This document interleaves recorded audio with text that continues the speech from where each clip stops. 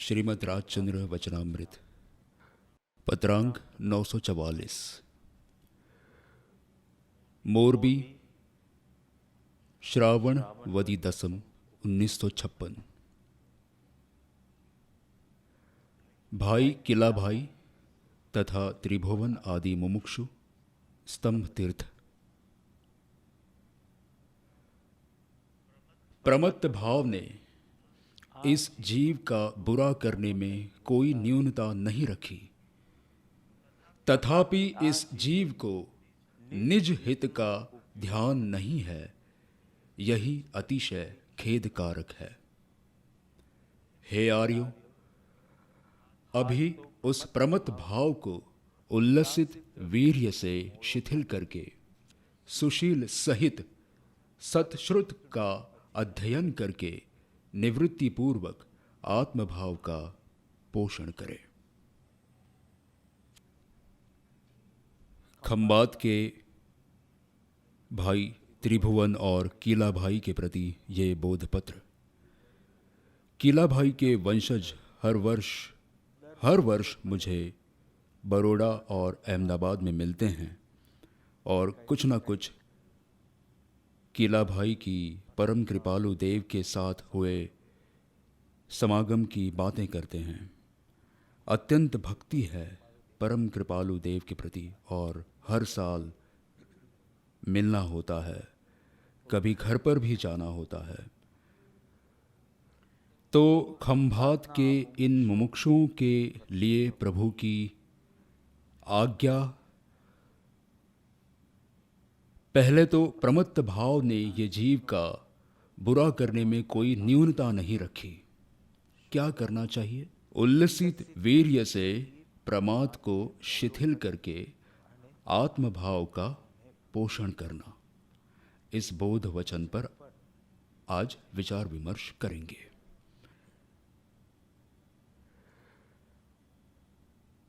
प्रत्येक अज्ञानी मनुष्य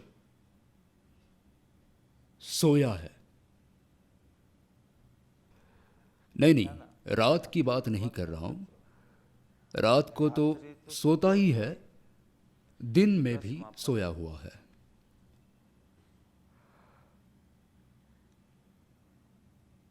आंख खोलने मात्र से ही कोई जागा हुआ नहीं कहलाता, अंतस्सह जागना चाहिए।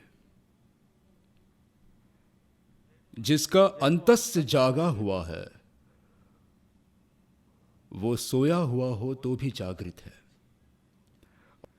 और जिसका अंतस्स जागा हुआ नहीं है वो जागृत हो तब भी सोया हुआ है।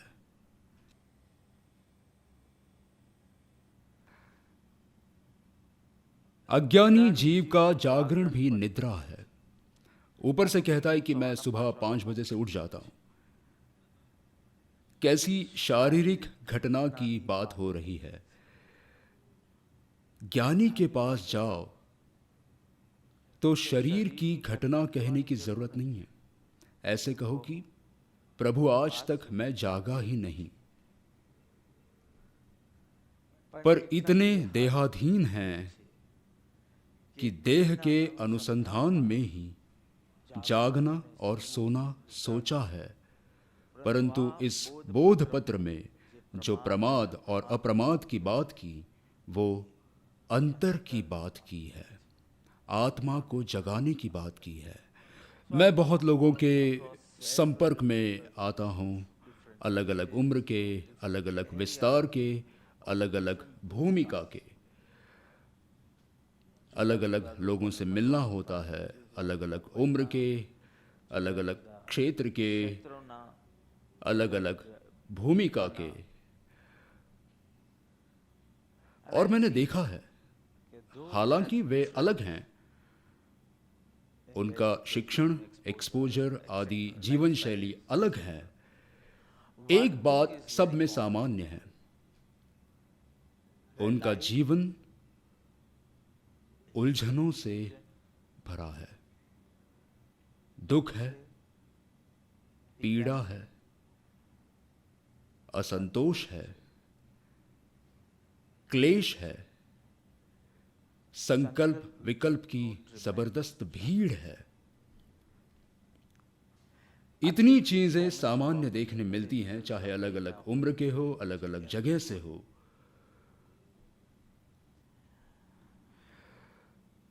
और मैं सोचता हूं, क्या ये जीवन है?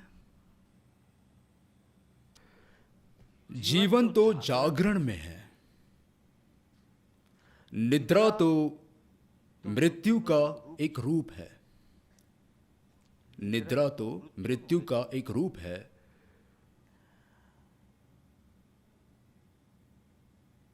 बेहोशी का ही जहां बोध नहीं है, अर्थात प्रमाद का ही जहां बोध नहीं है, वहां अप्रमत्त दशा कहां से प्राप्त होगी? बेहोशी का ही जहां बोध नहीं है, तो जागने का पुरुषार्थ ही कहां से होगा? आपको बोध ही नहीं है कि आप जेल में हैं, तो जेल से मुक्त होने का प्रयत्न ही कहां से होगा?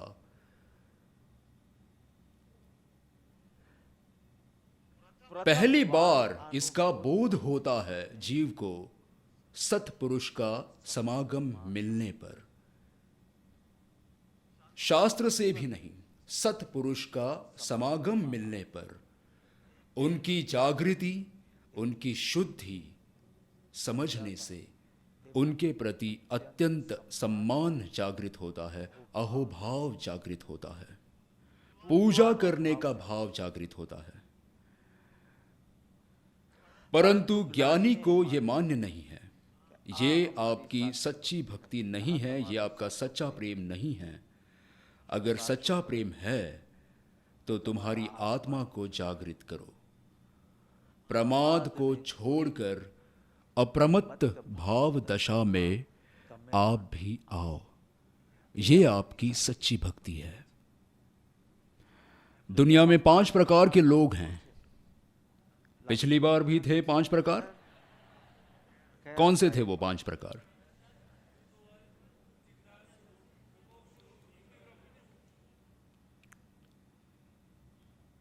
इस बार दूसरे 5 हैं। फिर ऐसे पंचक की परीक्षा लेंगे हम।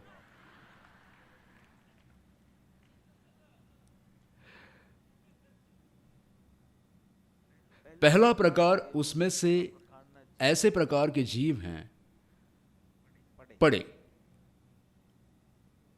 पढ़े। आपको याद रखने में आसानी होगी। पहला है जो पढ़े, दूसरा है जो नड़े, तीसरा है जो कनड़े, चौथा है जो चढ़े, और 5वां मैं आखिर में कहूंगा। पहला प्रकार कैसा है? जो पढ़े। अशुभ निमित्त प्राप्त हो तो उनकी वृत्तियां, शुभ निमित्त प्राप्त हो तो भी उनकी वृत्तियां गिरती हैं। ऐसे प्रकार के जीव, इन्हें शुभ अवलंबन मिले तो भी इनकी वृत्ति में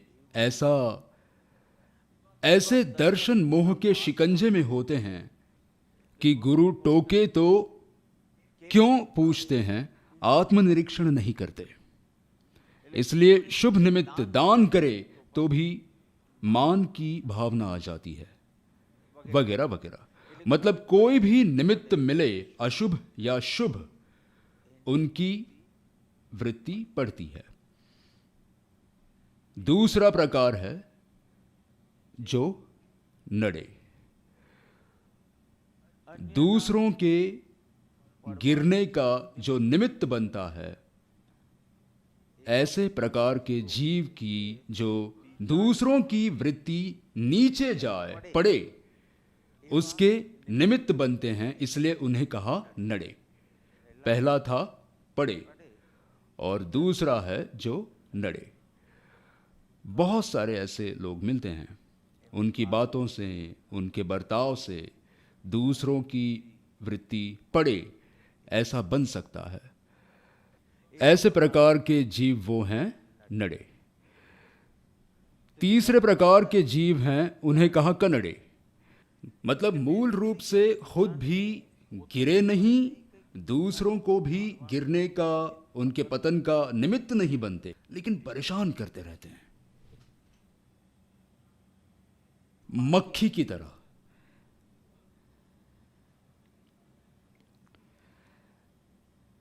ऐसे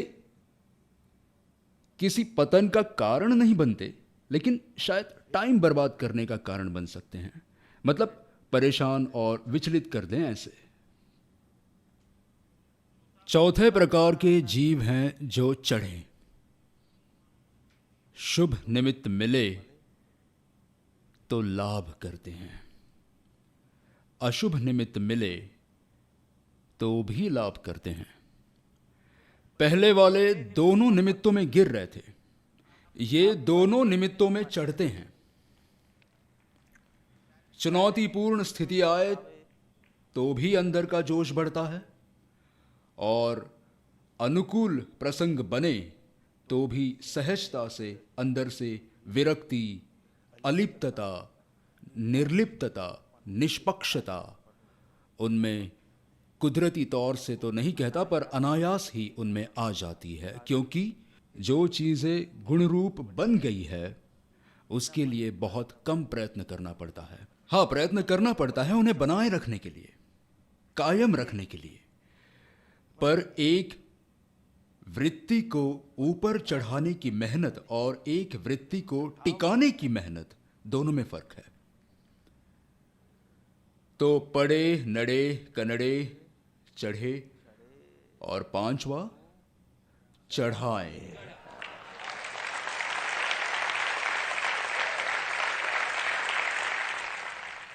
जो दूसरों की प्रगति में निमित्त रूप होते हैं, और वो हैं सत्पुरुष।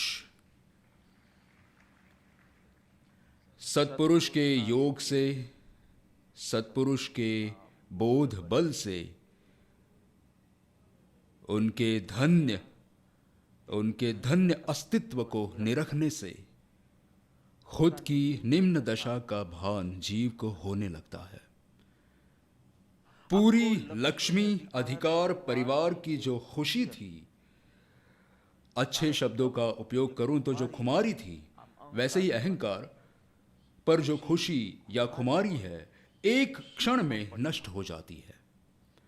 मैंने जीवन में कुछ नहीं किया है, और यह आत्मा कितनी शांति, शुद्ध, स्थिर भाव में रमण करती है।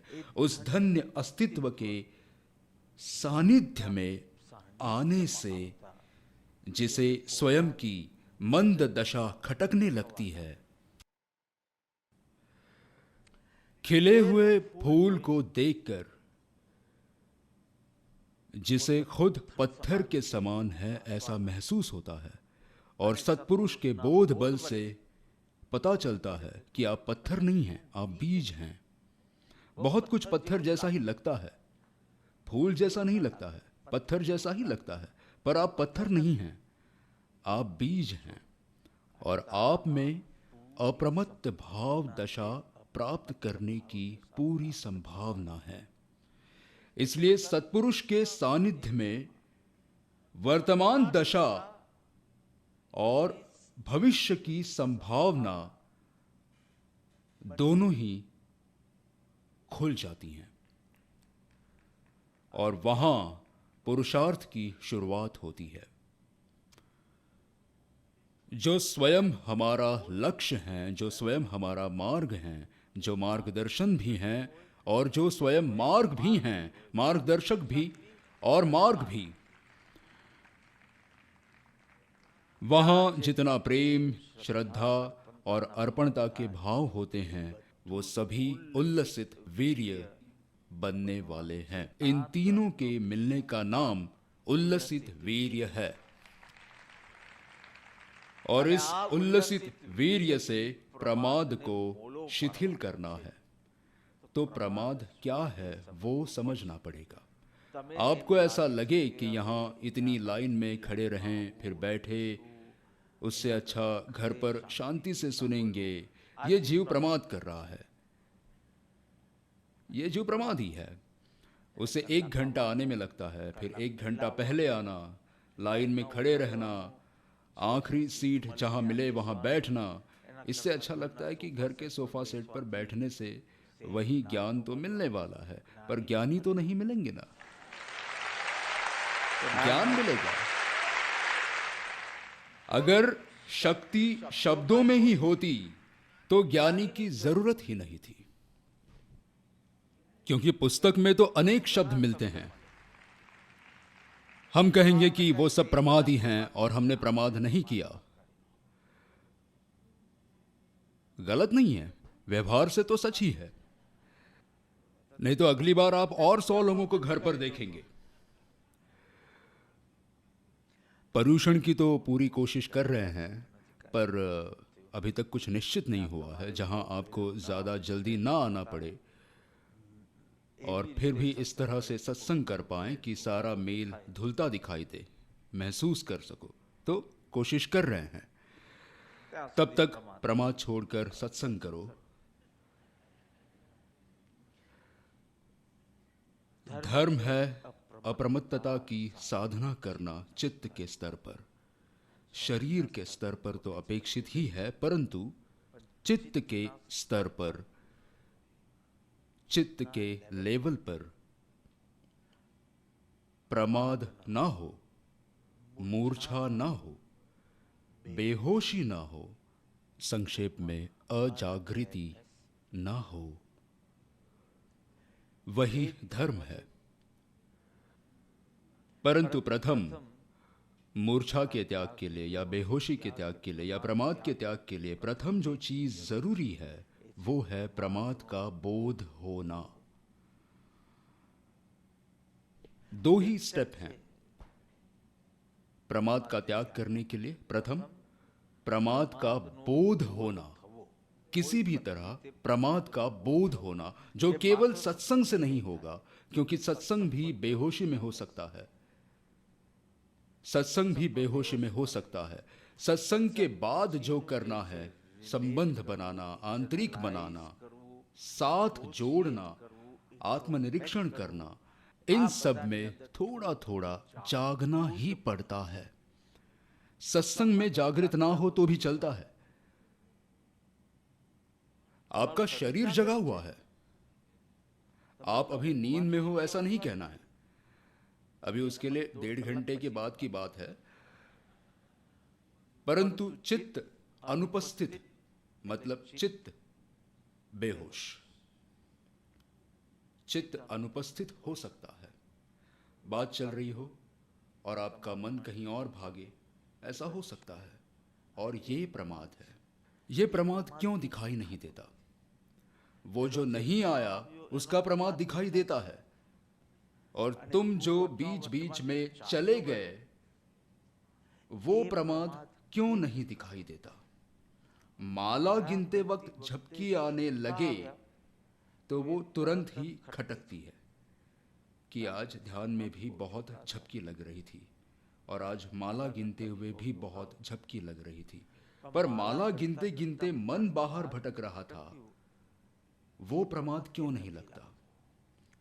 क्रिया तो की ना, पर धर्म तो है चित्त के स्तर पर प्रमाद का जाना। साधना है अप्रमाद की साधना। बहुत महत्वपूर्ण चीजें हमारे आत्मनिरीक्षण में रह जाने के कारण धार्मिकता का एक संतोष आ गया है, और फिर भी आत्मदशा इतनी पुष्ट नहीं होती, क्योंकि चित्त के स्तर पर जो प्रमाद है उसके बारे में कभी भी शांत भाव से विचार नहीं किया। देखो, कुछ आलसी लोग होते हैं, आलसी लोग जो हमेशा पोस्टपोन करना चाहते हैं। सुबह का नित्य क्रम दोपहर पर, दोपहर का शाम पर, शाम का रात पर इत्यादि। टालना, विलंब करना, कैंसिल करना, आराम करना, ठीक से योजना न बनाना। Failing to plan is planning to fail. तो ये वर्ग है आलसी। वो जो हमने 5 प्रकार के देखे थे वो अलग थे, और ये 4 प्रकार अलग हैं। इसकी अगर परीक्षा होगी तो केवल अंक दिखाए जाएंगे। 9 का बोलिए, 8 का बोलिए, 7 का बोलिए, 6 का बोलिए, 5 का बोलिए। तो एक हुआ आलसी लोगों का वर्ग, और दूसरा है व्यस्त लोगों का वर्ग। या तो वे संसारी प्रवृत्ति में ही बहुत व्यस्त होते हैं, या तो बाह्य क्रिया में बहुत व्यस्त होते हैं, या फिर सेवा में बहुत व्यस्त होते हैं। सेवा सेवा में, सेवा धर्म है या नहीं, सेवा में बहुत व्यस्त होते हैं। अंतर्भेद न काय, ऐसा नहीं होना चाहिए। इन सब में व्यस्त रहे, उसमें कोई हर्ज नहीं है, परंतु बाह्य क्रिया महाराजता अंतर्भेद न काय। आप अपना हेतु भूलने लगो, आपका लक्ष्य, आपके मूल्य और गुण सब जैसे ठंडे पड़ने लगे, तो वो सब चीजें बाधक हैं। सिर्फ अच्छे क्षेत्र में, धर्म स्थानकों में की जाए इसलिए वो मोक्ष दे, ऐसा नहीं है। देवलोक बेवलोक दे सकती है कभी शायद, क्योंकि तुमने चाहे अपना हित ना किया, पर तुम्हारी वजह से और कई लोगों का हित हो रहा है, तो उसका कमीशन तुम्हें मिलता रहेगा। पर तुम मालामाल होने वाले थे, ये रह गया। तो कई बार लक्ष्य खो जाता है, केंद्र खो जाता है, सतर्कता या जागरूकता खो जाती है। तो एक वर्ग आलसी लोगों का है और दूसरा वर्ग व्यस्त लोगों का है। आलसी को तो फिर भी ऐसा लगता भी है कि मैं प्रमाद कर रहा हूं। व्यस्त इंसान को आप कहे कि तुम सुबह से शाम सिर्फ प्रमाद कर रहे हो, तो वो आपसे बहस करने लगेगा। फिर यहां एक तीसरा वर्ग है पागल लोगों का। वे हमेशा बहुत प्रतिक्रियात्मक होते हैं। उन्हें छोटी छोटी बात में बुरा लग जाता है। मेरी इस ट्रिप में ही किसी के साथ बात हुई, तो बहुत अच्छा वार्तालाप था। इस्कॉन का अनुयायी था। उसने कहा, साहब लोग कितने आते हैं ये महत्वपूर्ण नहीं है, वो मुझसे कह रहा था, परंतु प्रयोजन और उद्देश्य से आते हैं कि नहीं, ये बहुत महत्वपूर्ण है। मैंने कहा मुझे भी यही तकलीफ है। तो बहुत हंसते हंसते उसने कहा कि देखो, हमारे यहाँ एक ऐसा प्रसंग बना, मुझे नहीं पता ठीक से कौन सा विस्तार है, परंतु नाम देने में कोई दिक्कत नहीं है, इसका इस्कॉन से कोई लेना देना नहीं है, पर अच्छे से सुनने लायक है। तो उसने कहा कि एक व्यक्ति था, वो इस्कॉन मूवमेंट से जुड़ा, वो प्रणाली से जुड़ा, एक एक भक्त के रूप में, और वो अच्छी सेवा भी दे रहा था। अचानक एक दिन वो एक वरिष्ठ साधु के पास आया और कहने लगा, मैं ये छोड़ रहा हूं, मूवमेंट या ये संस्था या ये ग्रुप। तो उन्होंने पूछा, क्या हुआ?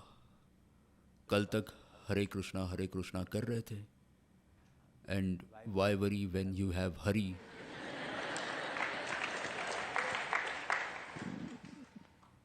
तो उन्होंने पूछा क्यों? तो कहा कि वो अच्छा गायक था, या वो लोग जो जाप करते हैं उसमें बहुत अच्छा होगा, या कुछ ऐसी ही सेवा थी उसकी। तो पूछा कि भाई तुम क्यों छोड़कर जा रहे हो संस्था? तो उसने कहा, आपको पता है, एक सेवक मेरे पास आया और बोला माइक को छूना नहीं।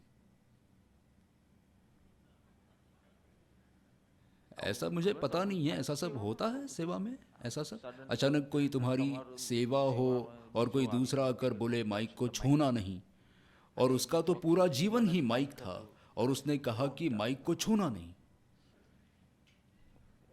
उन्होंने कहा, ऐसा हम लोगों में कुछ पास नहीं हुआ ऊपरी कक्षा में, पर मुझे पूछताछ और पुष्टि करनी पड़ेगी। फिर पूछा, तुम्हें ऐसा किसने कहा? तो कहा, फला भाई ने। ये सब तो अच्छे से याद रहता ना। इस व्यक्ति ने कहा कि माइक को छूना नहीं, और उसका कोई कारण भी नहीं बताया। वैसे भी तुम्हें कहा वो मान्य होता अगर कारण देते तो भी। तुम्हारी इच्छा के विरुद्ध का कोई भी कारण मतलब बहस। तो कहा कि उस व्यक्ति ने मुझसे कहा, उसे बुलाया और पूछा, तुमने क्यों कहा इससे ऐसा? तुम्हें पता नहीं ये बिगड़े ऐसा है? तो आवश्यकता, क्या कहते हैं उसे, डेविल। तो इसे ज़्यादा नहीं छेड़ना चाहिए, पर ये हरे कृष्ण बोलना हो तब बहुत मधुर बोलता है, और लिखी हुई स्पीच बोलनी हो तो ज़्यादा ही मधुर होती है, पर उसके अहंकार को ठेस लगती है तब कितना कड़वा है ये पता चलता है। इसे क्यों कहा कि माइक को छूना नहीं? तो कहा अर्थिंग बराबर नहीं थी और शॉक लग जाता, इसलिए कहा कि माइक को छूना नहीं। अहो अहो उपकार, कैसे बोल रहे थे, लेकिन जैसे ही तुम्हारे अहंकार को चोट लगी तो कहने लगे मैं संघ को छोड़ रहा हूं। बुरे लोग हैं, बुरे लोग।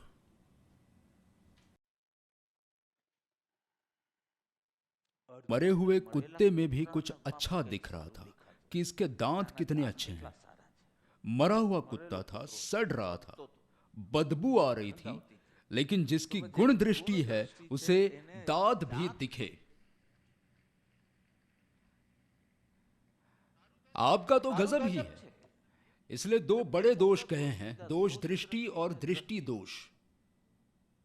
दोष दृष्टि ये सब आउट ऑफ सिलेबस है, मतलब प्रमाद की तरफ नहीं जा रहे हैं हम, पर फिर भी दोष दृष्टि मतलब आप में गुण हैं, दोष हैं, लेकिन मेरा ध्यान दोष पर है। तो मैंने किस ग्रुप में कहा था कि मेरी पत्नी बहुत खराब खाना बनाती है, पर बहुत प्यार करने वाली स्त्री है, बहुत अच्छा रवैया है। दोष दिख रहा है तब भी उसका गुण दिख रहा है। तो दोष दृष्टि का मतलब है ध्यान सिर्फ दोष पर देना, उस वक्त सिर्फ दोष पर ही। तो इससे क्या उत्पन्न होगा? कषाय। दोष दृष्टि करोगे, अगर आप नकारात्मक ही देखोगे तो अवश्य नकारात्मक भाव भी उत्पन्न होगा, आभार भाव तो उत्पन्न होगा नहीं। तो दोष दृष्टि, दृष्टि दोष मतलब जहां दृष्टि जाएगी वहां भ्रांति पूर्वक हुए दर्शन के कारण विषय जागते हैं। पहले की वजह से कषाय जागता है, दूसरे की वजह से विषय जागता है। दोष दृष्टि से कषाय जागता है, दृष्टि दोष के कारण विषय जागता है। तो फिर से आते हैं चार वर्ग की तरफ। कुछ लोग लेजी होते हैं, कुछ बिजी होते हैं, कुछ क्रेजी होते हैं। माइक को छूना नहीं इतना कहा, इसमें संघ को छोड़कर चले जाते हैं। क्या हुआ उस अनंत उपकारों का? रोज बोलते थे ना आपके अनंत उपकार हैं, तो इतना दुख सहन नहीं कर सकते? नहीं नहीं, आपके अहंकार से प्यारा आपको कोई नहीं है। तीन लोक के नाथ भी नहीं, सर्वज्ञ भगवान भी नहीं, तीर्थकर भगवान भी नहीं, और सदगुरु भगवान भी नहीं। इतना आपको पता चले, उसमें आपका जागृत होना शुरू हो जाएगा। सुधरो तब नहीं, सुधरो तब नहीं, आपको पता चले तब से आपका जागना शुरू हो जाएगा। लेजी, बिजी और क्रेजी, मतलब मुझे राइमिंग चाहिए था इसलिए, वरना मैं क्रैक ही कहना चाहता था। छोटी छोटी बातों पर प्रतिक्रिया देना, फिर मन बदलना और पछताना। जो धर्म में ज्यादा से ज्यादा गहराई में उतरे हैं और स्थिर हुए हैं, उन्हें कम से कम पश्चाताप करना पड़ता है, उन्हें कम से कम मिच्छामि दुक्कडम कहना पड़ता है, और उन्हें कम से कम माफी मांगनी पड़ती है। ये धर्म पथ पर स्थिर हुए व्यक्ति के लक्षण हैं। तो लेजी, बिजी, क्रेजी ब्रैकेट में क्रैक, जिन्हें छोटी छोटी बातों का बुरा लगे, माइक को छूना नहीं कहा, इतने में मैं संग छोड़कर जा रहा हूं, ओह। तो दर्शन मोह की तकलीफ नहीं है, लेकिन चारित्र मोह की वजह से वो सब हार जाएगा।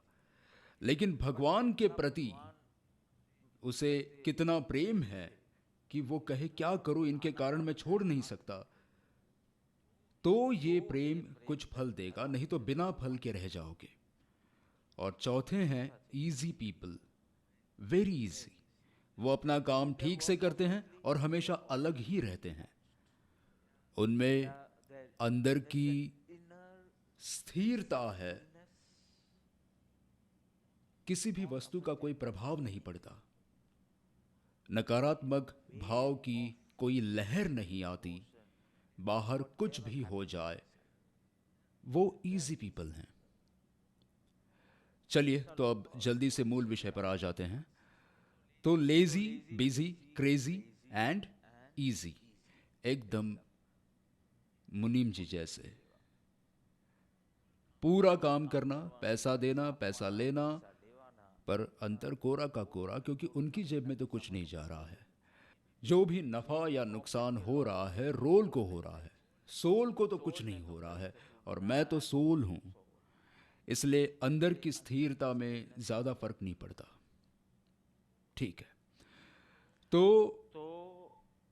कल ही मुझसे अपूर्व कोठारी जी कह रहे थे कि पूरे सत्संग में मुझे सबसे अच्छा जो लगा वो ड्राइवर सीट और बैक सीट का दृष्टांत था। ऐसी अपनी अदा में कह रहे थे, ऐसे प्रमोद करने में इतने ज्यादा वायुकाय के जीव मार दिए उन्होंने। मैंने कहा जरा शांत होकर बोलिए, पर उन्होंने कहा सबसे अच्छा था। बैक सीट में बैठे होंगे तो इतनी शांति होगी, और ड्राइवर सीट में बैठे होंगे तो इतने कार्यरत होंगे। ड्राइवर सीट वाले को तो सचेत तो रहना पड़ता है ना। कितने पवित्र देश में हैं जहां पूरा देश ही एक राष्ट्रीय उद्यान है, सफारी, कभी भी कोई भी पशु आ सकता है। तो ऐसी जगह में जाहिर तौर पर आपको सतर्क तो रहना होगा। तो उसे जागरूकता है, शांति बैक सीट वाले को है, वो सो गया होता है, सो गया होता है। ड्राइवर चाहे जितना तेज चलाता हो तो भी, अच्छी गाड़ी हो, वो लंबा होकर सो जाता है। तो इतना शांत, तो इतनी गहरी शांति में है, और ड्राइवर सीट वाला कितनी झपकी ले तो ठीक है, उतनी ही सतर्कता है। तो ये हमारा लक्ष्य होना चाहिए कि अपना रोल पूरी तरह से करें, पर सोल तक कोई भी घटना पहुंचनी नहीं चाहिए। रोल के साथ घटित हुई घटना एक भी सोल तक नहीं पहुंचनी चाहिए। मन बुद्धि द्वारा आत्मा तक कोई संकेत नहीं जाना चाहिए, वहां तक नहीं पहुंचना चाहिए। बस रोल मतलब रोल। गुरुवार के दिन आशा पारेख जी मुझसे मिलने आई थी, तो हमने 1 घंटा सत्संग किया था, आधा घंटा बाहर और 1 घंटा रूम में। बहुत अच्छा सत्संग हुआ, और बहन थोड़ा थोड़ा गुजराती में बोल रही थी, थोड़ा थोड़ा अंग्रेजी में बोल रही थी। मैंने कहा मेरी तो पूरी जिंदगी ही ऐसी है। तो बात बात में फिर जाहिर है 80 साल की उम्र में वे किसी समस्या के लिए तो नहीं आई हैं। 80 साल में आपको समस्या हल करके क्या करना है, पर जाहिर है आंतरिक शांति के लिए, आंतरिक यात्रा के लिए, ध्यान वगैरह वगैरह जो भी बात करनी थी वो बहुत अच्छे से की उन्होंने। अचानक मैं भूल गया कटी पतंग में उनका नाम क्या था। बहुत सालों पहले देखी थी उनकी, एक ही पिक्चर देखी होगी, हमारे समय की नहीं थी, 60-70 की थी। हमने बस तभी जन्म लिया था, इसलिए जब समझने लगे, किसी पिक्चर को समझने लगे, तब तक इन बहन ने प्रस्थान कर दिया था, इसलिए ज़्यादा पता नहीं है। एक बार ओपेरा हाउस में हमारे युग पुरुष के शो में चीफ गेस्ट थी, इसलिए आई थी। मैं आया और मैं अपनी सीट पर बैठा और वो मुझे देख रही थी। मैं सोच रहा था इन बहन को कहीं देखा है, पर याद नहीं आ रहा था कि कहाँ देखा है। आखिर तक सोचता रहा कि इन बहन को कहाँ देखा है, बिल्कुल। फिर युग पुरुष तो 1:30 बजे तक चला, उन्हें कहीं दूसरी जगह जाना था तो वो चली गई। अभी तो बड़ौदा में सत्संग में मैं आशा पारेख जी का दृष्टांत दे रहा था, और उसी रात को या अगली दोपहर को उनका ईमेल आया। कैसी एक टेलीपैथी है, अभी किसी कारण किसी सत्संग में कोई बात आई और उस संदर्भ में दृष्टांत दे रहा था, और अगले दिन तो जो भी हो, मैंने उनसे पूछा कि कटी पतंग में आपका नाम क्या था, मेरी मम्मी को तो पता होगा। मेरी मम्मी उनसे मिलने के लिए एकदम तैयार होकर बैठी थी। उन्होंने अपने सबसे अच्छे कपड़े पहने थे और उन्होंने कहा कि बहुत धमाल होगी ना, बॉडीगार्ड और सब आएंगे। मैंने कहा मम्मी ये भूतकाल की नायिका है, किसी को पता भी नहीं चलेगा रास्ते में दिखेंगी तो। फिर भी उन्हें लगा कि सारी मीडिया होगी, ऐसा होगा वैसा होगा। ठीक है, मैंने कहा ऐसा कुछ नहीं है, वो तो अपने आत्म कल्याण के लिए आ रही है, वो तो घर पर बुला रही थी, पर घर जाने के लिए मेरे पास वक्त नहीं था और यहाँ पर आने के लिए कहा तो कहा मुझे आत्म कल्याण करना है तो मैं आऊँगी, और इस वजह से आई हैं बेचारी। वो भी 80 की, मम्मी भी 80 की। कल्पना करो 80-80 के ऐसी क्या बात करेंगे। आपको पता है उन्होंने क्या कहा? उन्होंने कहा कटी पतंग फिल्म में आप काफी जवान दिख रही थी।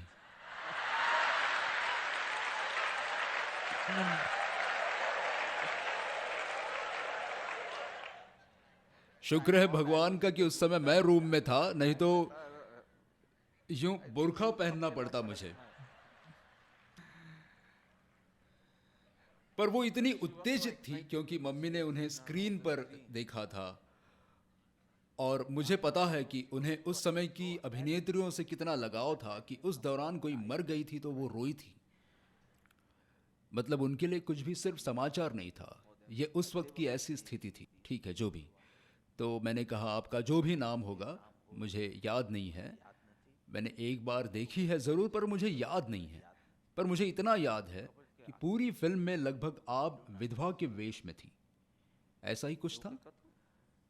तो मैंने कहा खूब चली होगी, उन्हें सब पता था।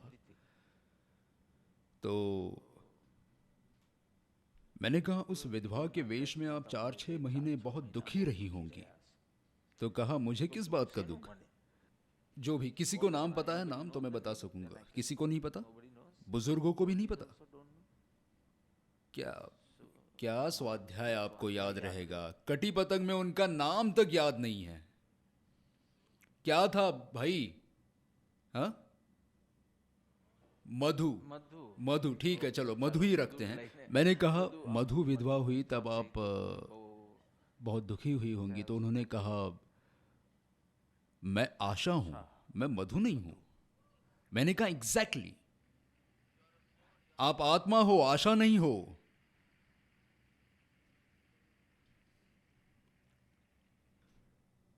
आशा के साथ जो भी होता है, कुछ बता रही थी किसी चीज के बारे में, 2-4 बातें बता रही थी। मैंने कहा आशा से जुड़ी किसी चीज के बारे में मुझसे बात मत करना,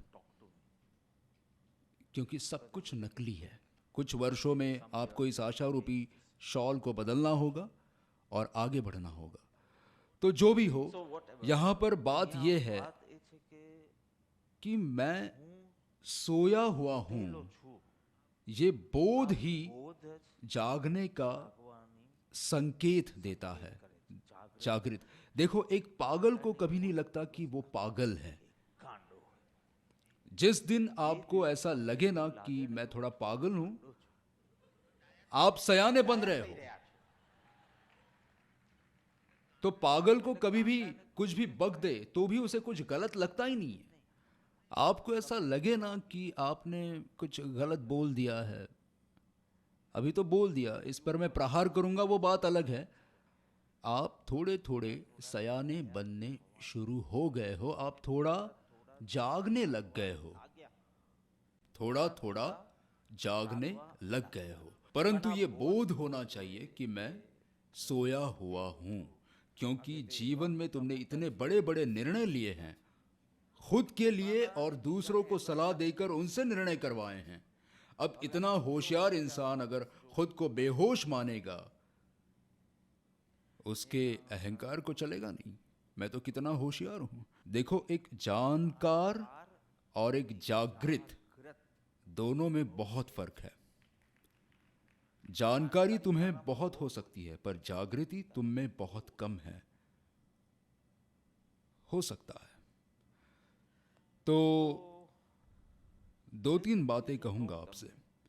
ऐसा तो नहीं है ना आपके जीवन में कि आप कुछ आप कुछ आप करते हो या हो जाती हैं कुछ चीजें आपसे। देखो, अगर आप करते हो तो आप जागे हुए हो, पर अगर हो जाता हो, उदाहरण के लिए गुस्सा हो जाता है, फिर दुख होता है, फिर माफी मांगते हो और फिर वापस गुस्सा होते, ऐसा तो नहीं है ना आपके जीवन में। तो आप सोए हुए हो। तुम्हारा क्रोध भी नींद में है और तुम्हारा पश्चाताप भी बेहोशी में है। क्योंकि पश्चाताप है तो फिर वापस क्यों हुआ? और अगर ये बेहोशी में नहीं है तो पश्चाताप क्यों हुआ? अगर तुमने यथार्थ किया है तो पश्चाताप क्यों हुआ? और अगर पश्चाताप यथार्थ है तो फिर से क्यों हुआ? इसलिए ये भी बेहोशी में और ये भी बेहोशी में, सब बेहोशी में हो रहा है। और वही गलतियां दोहराई जाती हैं। मतलब होश पूर्ण नहीं हो, तुम जागृत नहीं हो, तुम प्रमत्त भाव में हो, प्रमाद कर रहे हो, तुम प्रमादी हो। मतलब आवेगशील और प्रतिक्रियात्मक। इससे पहले कि बुद्धि बीच में आए और तुम्हारा मार्गदर्शन करें, तुम्हारी प्रतिक्रिया शुरू हो गई। बुद्धि बीच में आकर तुम्हारी मनोदशा को सही या गलत की दिशा दे, उसके पहले तो तुमने प्रतिक्रिया कर दी। इतना ज्यादा तुम्हारा, और मैंने कहा था ग्रुप मीटिंग में, मन अत्यंत शक्तिशाली होता है जब वो नकारात्मक मोड में होता है। नकारात्मक मोड में होता है तब बहुत शक्तिशाली होता है, वरना संसार में इतनी हत्या आदि ना होता। नकारात्मक मोड में खत्म। ऐसा तो नहीं है ना कि कभी तुम्हें बोलना नहीं था पर गलती से बोल दिया, ऐसा तो नहीं होता है ना जीवन में। होता है तो तुम सोए हुए हो, पता ही नहीं चला हम प्यार में गिर गए।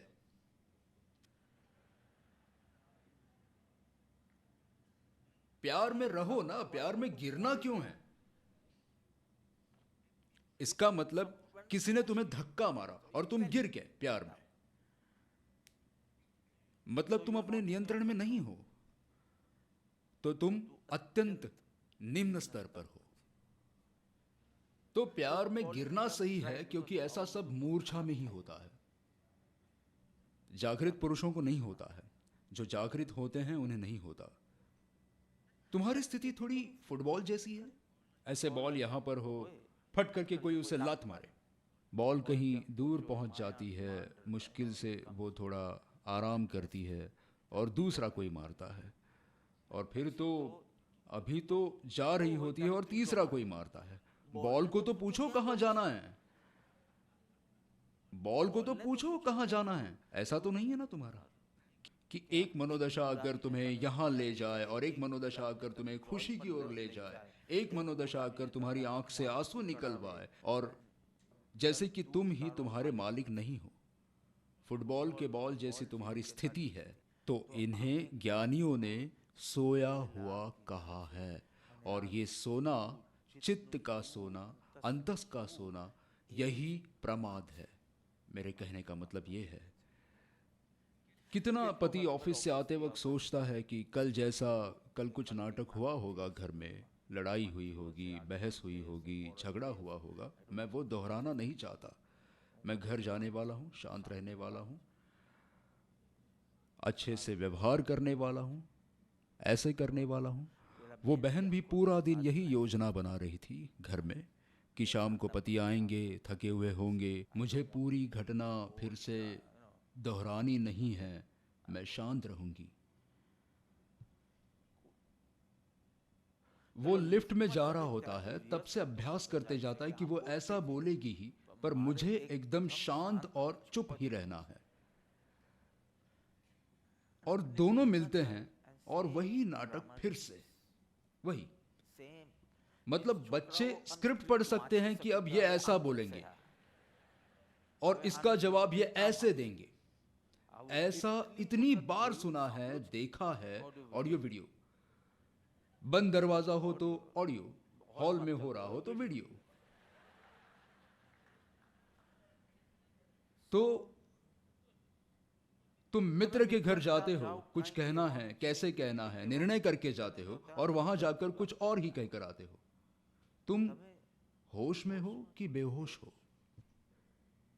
एक पतिदेव गए संत के पास और बोले कि मेरी पत्नी इतनी झगड़ालू है कि उसके पास सिर्फ शिकायत और शिकायतें ही होती हैं, सर पका देती है, और फिर युद्ध होता है। आप मुझे इसका कुछ उपाय बताइए।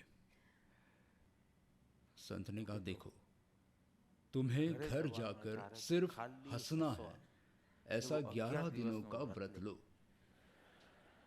तुम्हारी यात्रा इसी तरह शुरू होगी।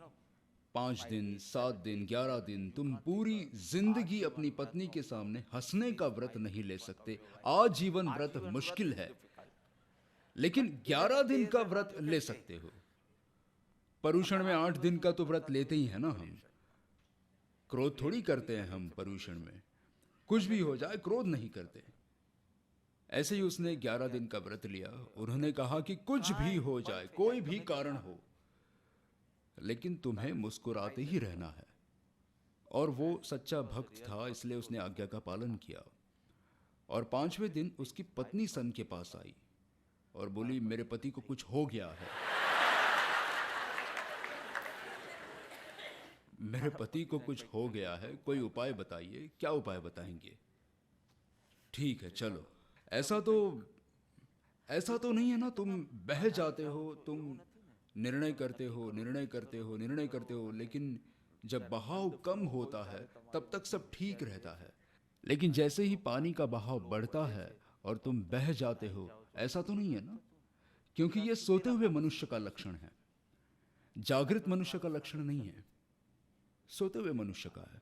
तुम क्या बनना चाहते थे जीवन में और तुम क्या बन गए, ऐसा उल्टा पुल्टा तो नहीं है ना तुम्हारे जीवन में? कि ऐसा तो मैंने सपने में भी नहीं सोचा था कि मैं ऐसी लाइफ जीऊंगा। श्रेयस के पीछे जिंदगी बितानी थी, क्योंकि सत्संग मिला, इसलिए तुम्हारे मूल्य, तुम्हारी दिशा आदि साफ हैं।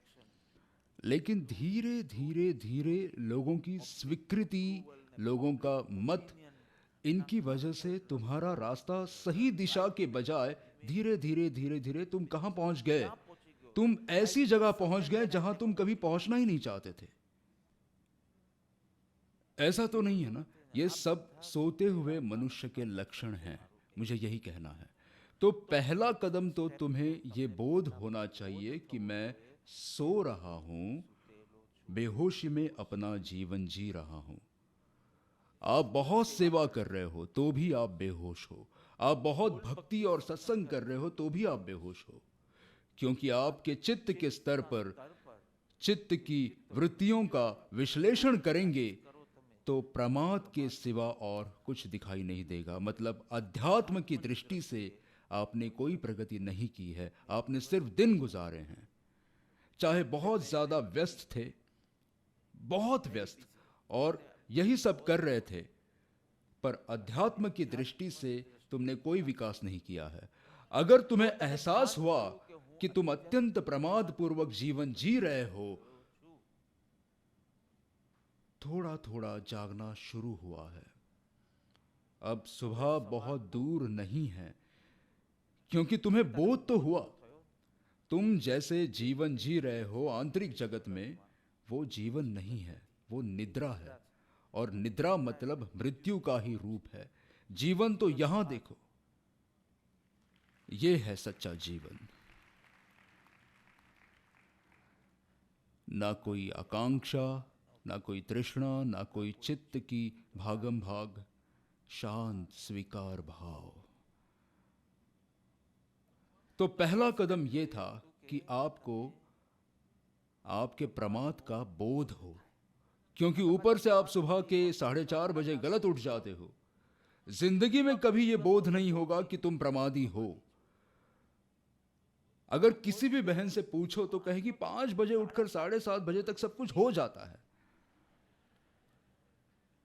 2 दिन पहले ही किसी ने मुझसे यह कहा है, इसलिए उसी तरीके से ही बोल रहा हूं, उसी स्टाइल में कह रहा हूं।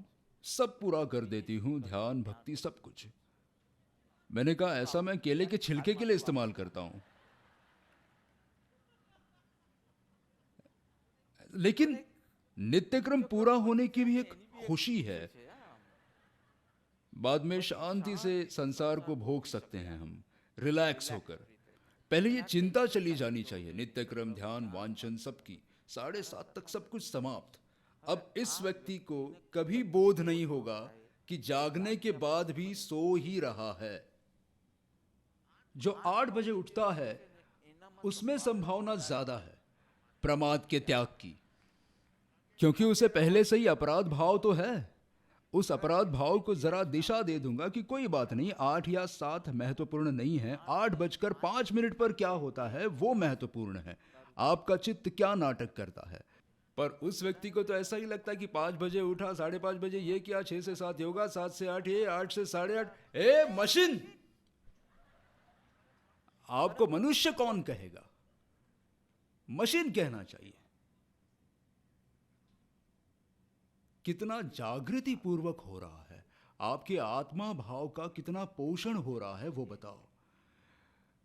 क्रिया में तो मशीन भी क्रियाशील होती है, उसमें कौन सी बड़ी बात है। आप मनुष्य हैं, हर रोज थोड़ा थोड़ा आपको अपने भीतर खोदना होगा। क्या वो हो रहा है? क्योंकि यह आयुष्य तो पूरा होने आया है और अभी तक आत्मा की बात ही सुनी है, आत्मा के भाव का पोषण नहीं हुआ है।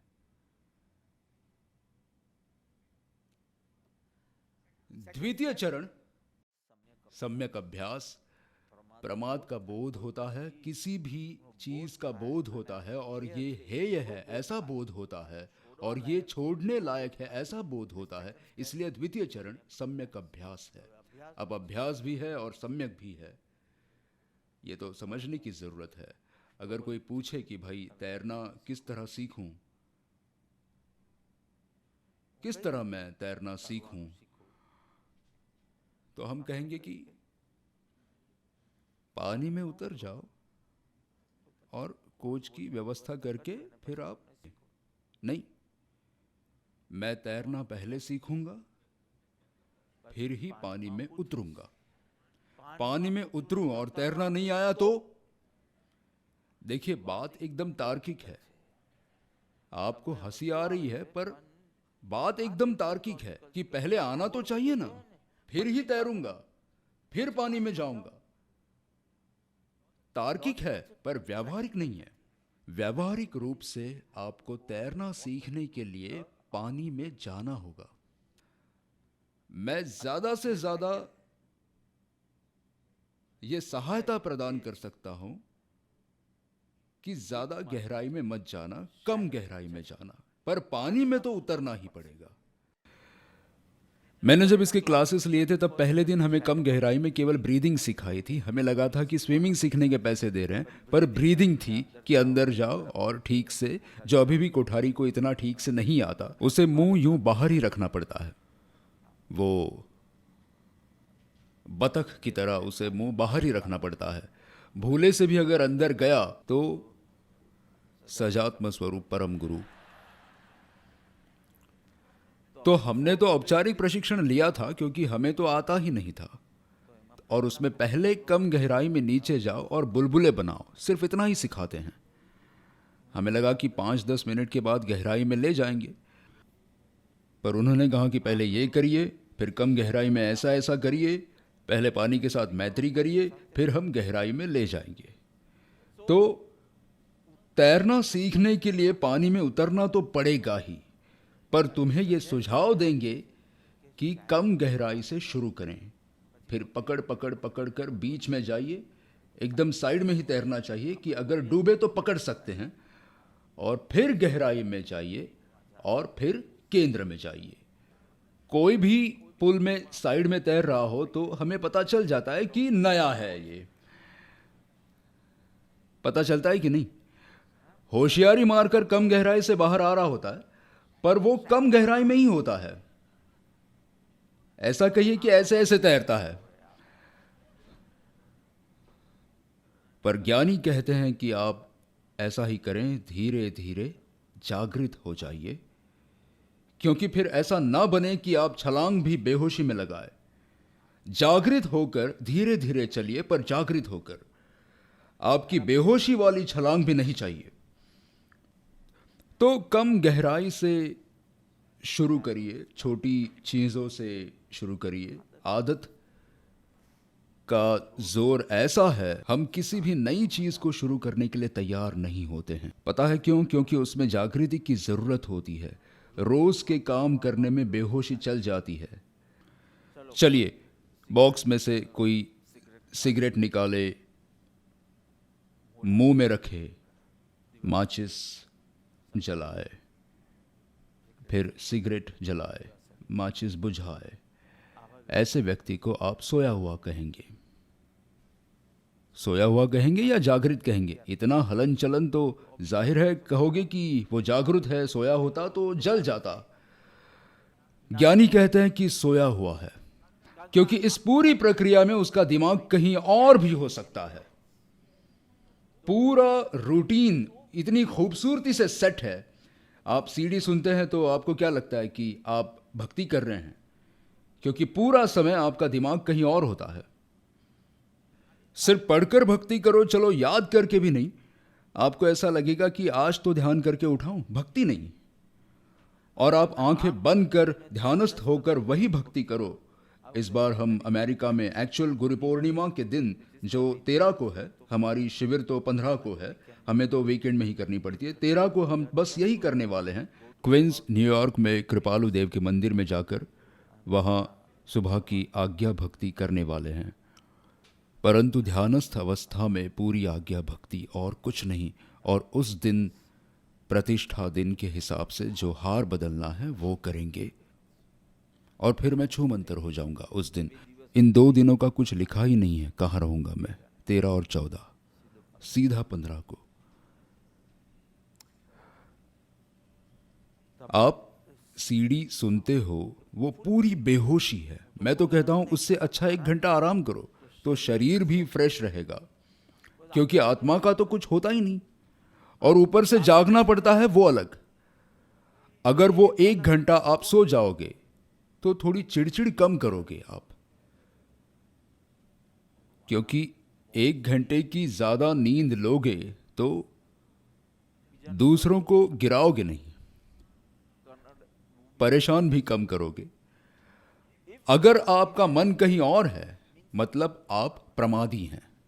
कम से कम आप तो किसी से नहीं कह सकते कि सुबह जल्दी उठकर भक्ति करो, क्योंकि आप भी कहीं और ही हैं, तो नहीं चलेगा।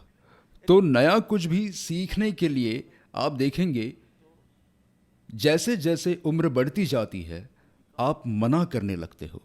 साधारण रूप से मैं कह रहा हूं, क्यों? क्योंकि उसके लिए होश की जरूरत है, उसके लिए जागृति की जरूरत है, कुछ नया सीखने के लिए। और अब आप एक बेहोशी वाली दिनचर्या के आदी बन गए हो, और आप उसमें काफी सेट हो चुके हो। आपको कुछ भी नया करने के लिए कहा जाए, सिर्फ मैं इतना कहूं कि 3 पाठ उल्टा करना या आत्मसिद्धि का पाठ उल्टा करना, तो आपको पूरी तरह से हाजिर रहना पड़ेगा भक्ति में। जो मजा आता था ना, टेक लगाकर बैठकर पूरी दुनिया में घूमने का, आत्मसिद्धि के वक्त आप बोलते भी हो ऊपर से, ऐसा नहीं है कि सो जाते हो, पर पूरी दुनिया घूम सकते हो ऐसे टेक लगाकर, और फिर ऐसे भी बैठ सकते हैं। मतलब ऐसी व्यवस्था है वहां धर्मपुर में। अब 4 महीने वो व्यवस्था नहीं है, बारिश शुरू हो जाएगी इसलिए तो नहीं होगा। उल्टा करेंगे तो उसमें आपको हाजिर रहना पड़ेगा। इसलिए नया सीखना आपको अच्छा नहीं लगता, नई आदतें भी आपको बनानी नहीं हैं, क्योंकि उसके लिए आपको अपने आरामदायक स्थिति से बाहर आना पड़ेगा, आपको अपनी बेहोशी से बाहर आना पड़ेगा। क्योंकि कोई भी नई चीज, कोई भी नई आदत, कोई भी नई कला, कोई भी नई चीज, तो आप, अरे रास्ते से चलते आदमी को देखो, आपकी आंखों के सामने दिखाई देता है चलते हुए, और स्टेशन पर देखो तो ऐसे तेजी से चलते हैं, हम साथ में चल ही नहीं सकते इतनी तेजी से, क्योंकि ठीक समय पर उन्हें ये बस पकड़नी होती है, ये ट्रेन पकड़नी होती है, ऐसे होता है इस तरह सब। और आप देखेंगे उनकी शारीरिक भाषा से आप जानेंगे वे वहां उपस्थित नहीं हैं। तो किसी को ऐसे एकदम चाल, एक बार तो हमने पूरा स्टडी किया था धर्मपुर में चलने वाले मुमुक्षुओं को हमने इस तरह से 5-10 लोगों को स्टडी करके फिर हमने छोड़ दिया था। बहुत निरर्थक लग रहा था। कोई ऐसे ऐसे धक धक धक धक धक धक करके चल रहा था। हमें पता चलता है कि उसका मन बहुत तेज चल रहा है, वो दूसरे विचारों में चल रहा है, क्योंकि उसे समय बर्बाद नहीं करना है चलते वक्त, इसलिए वो प्लानिंग कर रहा है, इसलिए ऐसे ऐसे ऐसे चल रहा है मिलिट्री की तरह। मैंने कहा मर गया, जिसका अभी वो विचार कर रहा होगा उसकी तो आ बनी, उसकी चाल पर से ऐसा लग रहा है। तो बहुत समय पहले मैं बॉडी लैंग्वेज पर कुछ पढ़ रहा था, उसमें किस तरह से सोए तो वो किसका प्रतीक है, किस तरह से चले तो, इसलिए मुझे कुछ व्यावहारिक रूप से करने का मन हुआ। फिर मुझे लगा ये कुछ हम व्यावहारिक नहीं हो रहे हैं पर जजमेंटल हो रहे हैं, रख दो एक तरफ, सबको मौका दो सुधरने के लिए। तुरंत लेबल तो लगा सकते हैं, उसमें कोई बड़ी बात नहीं है। फिर लेबल निकालते वक्त बहुत तकलीफ होती है, ज़्यादातर तो पूरा कवर ही निकल जाता है। लेबल आप निकाल कर देखो, स्कूल में हम कवर करके लेबल चिपकाते थे, फिर इतिहास की किताब पर भूगोल लिख दिया हो और तब हम लेबल निकालने जाए तो पूरा ही फट जाता है। इसलिए लेबल निकालने में फिर बहुत दम लगेगा। जजमेंटल मत बनो, क्योंकि तुम्हारे सारे जजमेंट सिर्फ भावुक जजमेंट हैं। थोड़ा तुम्हारे मान का पोषण करके, इसलिए कहते हैं ना कि किसी को भी कुछ कहना है तो सैंडविच की तरह कहना। ब्रेड चटनी ब्रेड, बोलो ब्रेड चटनी ब्रेड। प्रशंसा स्पष्टता प्रशंसा। जुड़ो सही करो जुड़ो, इसे सैंडविच कहते हैं। पहले उसकी प्रशंसा कर दो, भाई तुम्हारा बहुत अच्छा है, हाँ, तुमने जो पूर्ण वस्तु स्थिति स्पष्ट करने के लिए अगर ऐसा होगा तो ऐसा और ऐसा होगा तो ऐसा ऐसा कहा ना, बहुत अच्छा कहा। पहले प्रशंसा करना। क्या आपका 120 डिग्री दृष्टिकोण है? ऐसा होगा तो ये समय पर नहीं होगा, ऐसा होगा तो समय पर नहीं होगा, सरकार का ऐसा आएगा तो नहीं होगा, बारिश आएगी तो नहीं होगा, हाँ। फिर कहना ये सलामत रहने और अहंकार को बचाने की रीत है। फिर भी आपको प्रेम कितना है कि अहंकार बचाकर भी सेवा करनी है। प्रशंसा स्पष्टता प्रशंसा। मेरे पास ऐसा समय नहीं है, हमारे पास सीधी कड़क मिर्ची की चटनी है। जीभ निकालो। ये बोध आपके लिए है, मेरे पास इतना समय नहीं है। सीधी मिर्ची की चटनी सीधी तुम्हारी जीभ पर लगाऊंगा, पच जाए तो मेरा, ना पचा पाया तो जगत का। परंतु अहंकारी को पूरी बात समझ में ही नहीं आएगी, अभी तो उसने बहादुरी का काम किया हो ऐसा लगता है।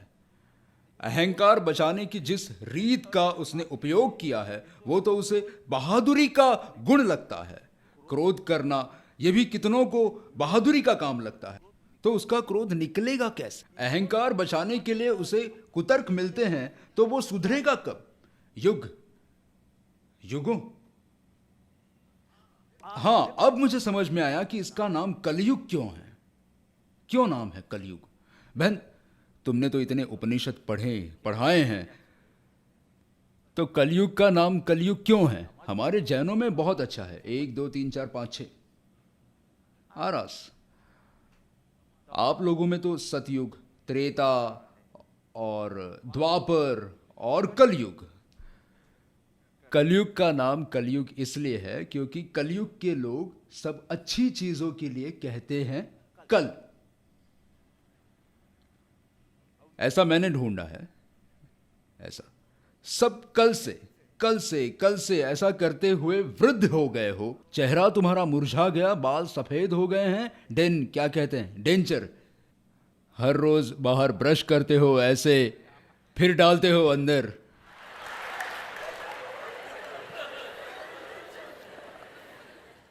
अंगम गलितम पलितम मुंडम दशन विहीनम जातम तुंदम। गरित्वा दंडम, डांडी आ गई, ओकर आ गया। तदपि न मुंचती आशा पिंडम। अभी भी कल कल करता है तू तो उत्तम नमूना है कलयुग का। तुम बहुत रोओगे मरते वक्त, कि पूरे जीवन में 1 घंटा भी ध्यान नहीं किया है तूने एक साथ 15 मिनट का कभी करते होंगे, कभी आधे घंटे का, पर एक साथ। चलो आज समय नहीं मिला, 5 बजे निकलना होगा, 4 बजे निकलना होगा, परंतु तुझे पूरे जीवन में समय नहीं मिला। आशा जी तो कह रही थी मैं भट्टी में आने वाली हूं, पर अभी बहुत गर्मी है। मैंने कहा भट्टी तो एसी में होती है। उन्होंने कहा लेकिन बाहर निकल कर। मैंने कहा ठीक है, पर कहा मैं ज़रूर आऊँगी। मैंने कहा एक दिन भी आओगे तो मैं आपके लिए अनुकूलित कर दूंगा, क्योंकि उनको भी सबका उनको देखना अच्छा नहीं लगता। वे अपनी आध्यात्मिक उन्नति के लिए आ रही हैं, तो मैंने कहा मैं आपके लिए अलग से करवा दूंगा। तो कहा नहीं, मैं पब्लिक में ही करूंगी और 3 दिन की ही करूंगी। पर कहा अभी ज़रा गर्मी ख़त्म होने दो। तो अच्छा है, कोई तो जाग रहा है। तुमने आखिरी बार कब की थी? 2004 में। आखिरी मूवी कब देखी? आखिरी मूवी कब देखी? 2 दिन पहले। और लास्ट भट्टी कब की थी?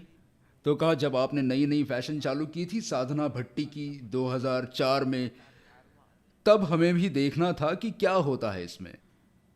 बस उसी वक्त की थी, उसके बाद हमें समय मिला नहीं है।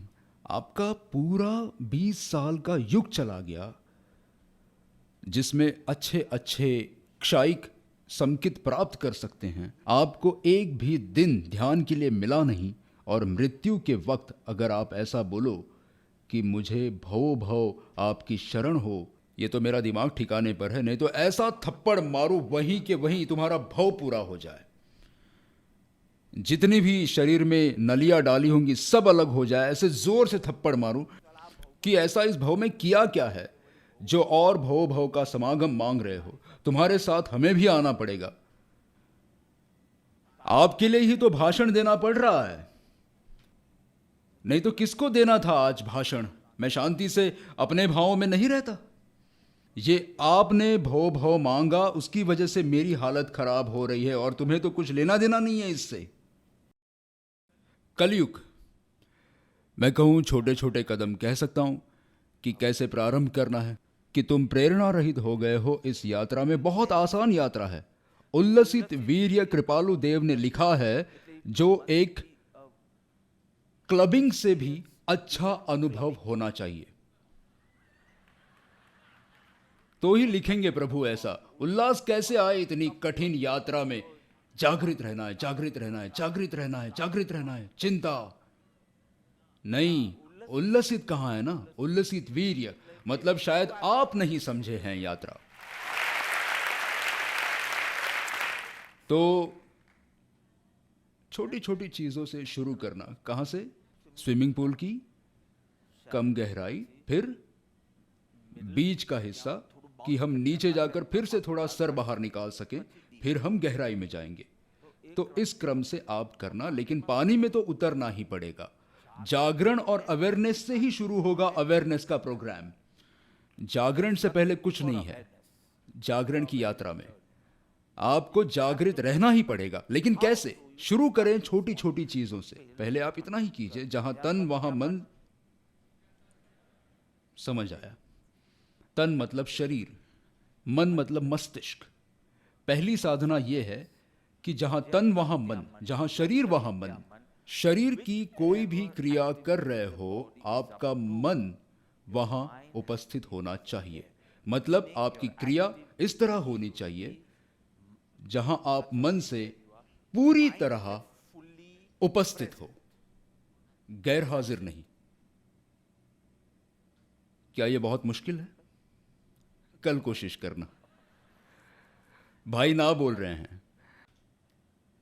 गांधी जी सूत काट रहे थे और अच्छे से सूत भी निकल रही थी चरखे से।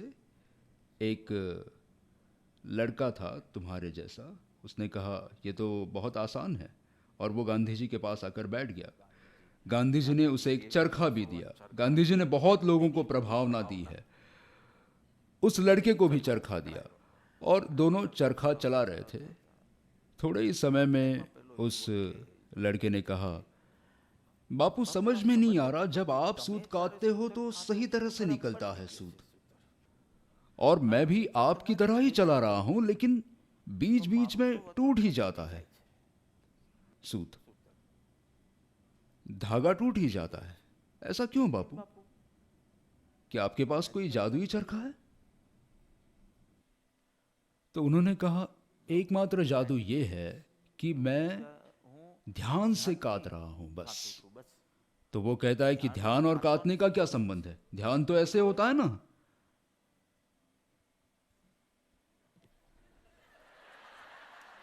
इसे ध्यान कहते हैं, पर ये तो काटना है। ध्यान से काटने का क्या मतलब है? जब मैं काटता हूं, सूत काटता हूं, तब मैं सूत ही काटता हूं, मैं संपूर्ण रूप से वहां होता हूं बस।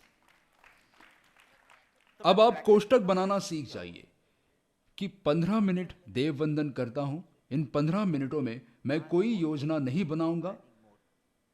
जैसे जय बोली जाएगी, फिर सीधा मैं योजना बनाऊंगा। मैं अपने भविष्य की योजना बना सकता हूं, यात्रा की योजना बना सकता हूं, या मैं अपने दिन की योजना बना सकता हूं, पर अभी कुछ नहीं, 15 मिनटों के लिए। इसलिए मैं कहता हूं कि धीरे जाइए, अपने अभ्यास को दिमागी रूप से मौजूद बनाइए, फिर नित्यक्रम बढ़ाइए। तब आपको ऐसा लगता है कि ज्यादा दीजिए होगा, पर मैं आपको जानता हूं कि 2 दिन के बाद आप नहीं आएंगे, फिर भटकते रहेंगे और पाठ बोलेंगे और संतोष भी मानेंगे। मैं सूत काटता हूं तब मैं हाजिर होता हूं। आप जब सूत काटते हैं, आपका मन जब भी एक क्रिया में से भागता है, तब यहां कट होता है। सूत इतना संवेदनशील है, अगर आप दिमाग से मौजूद नहीं हैं तो बता देता है। आत्मा भी उतनी ही संवेदनशील है, आपकी प्रगति नहीं होने देगी, आपका परिवर्तन नहीं होने देगी, क्योंकि आप सब कुछ कर रहे हैं, पर मेरी नजरों में कुछ भी नहीं किया गया है अगर आप दिमाग से मौजूद नहीं हैं। अब हमारे पास प्री बीजम दीक्षा भी है। सोचिए, बीजम दीक्षा ही 15 मिनट का काम है, 11 मिनट का। फास्ट मोड पर कितना होता है? 11 मिनट ना? हाँ, फास्ट मोड में 11 मिनट होते हैं, डबल फास्ट में 9 मिनट, 7 मिनट।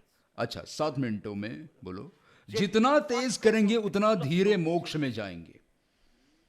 सिद्धांत सरल है तो ठीक है, तो हम कहते हैं कि ये भी नहीं करिए।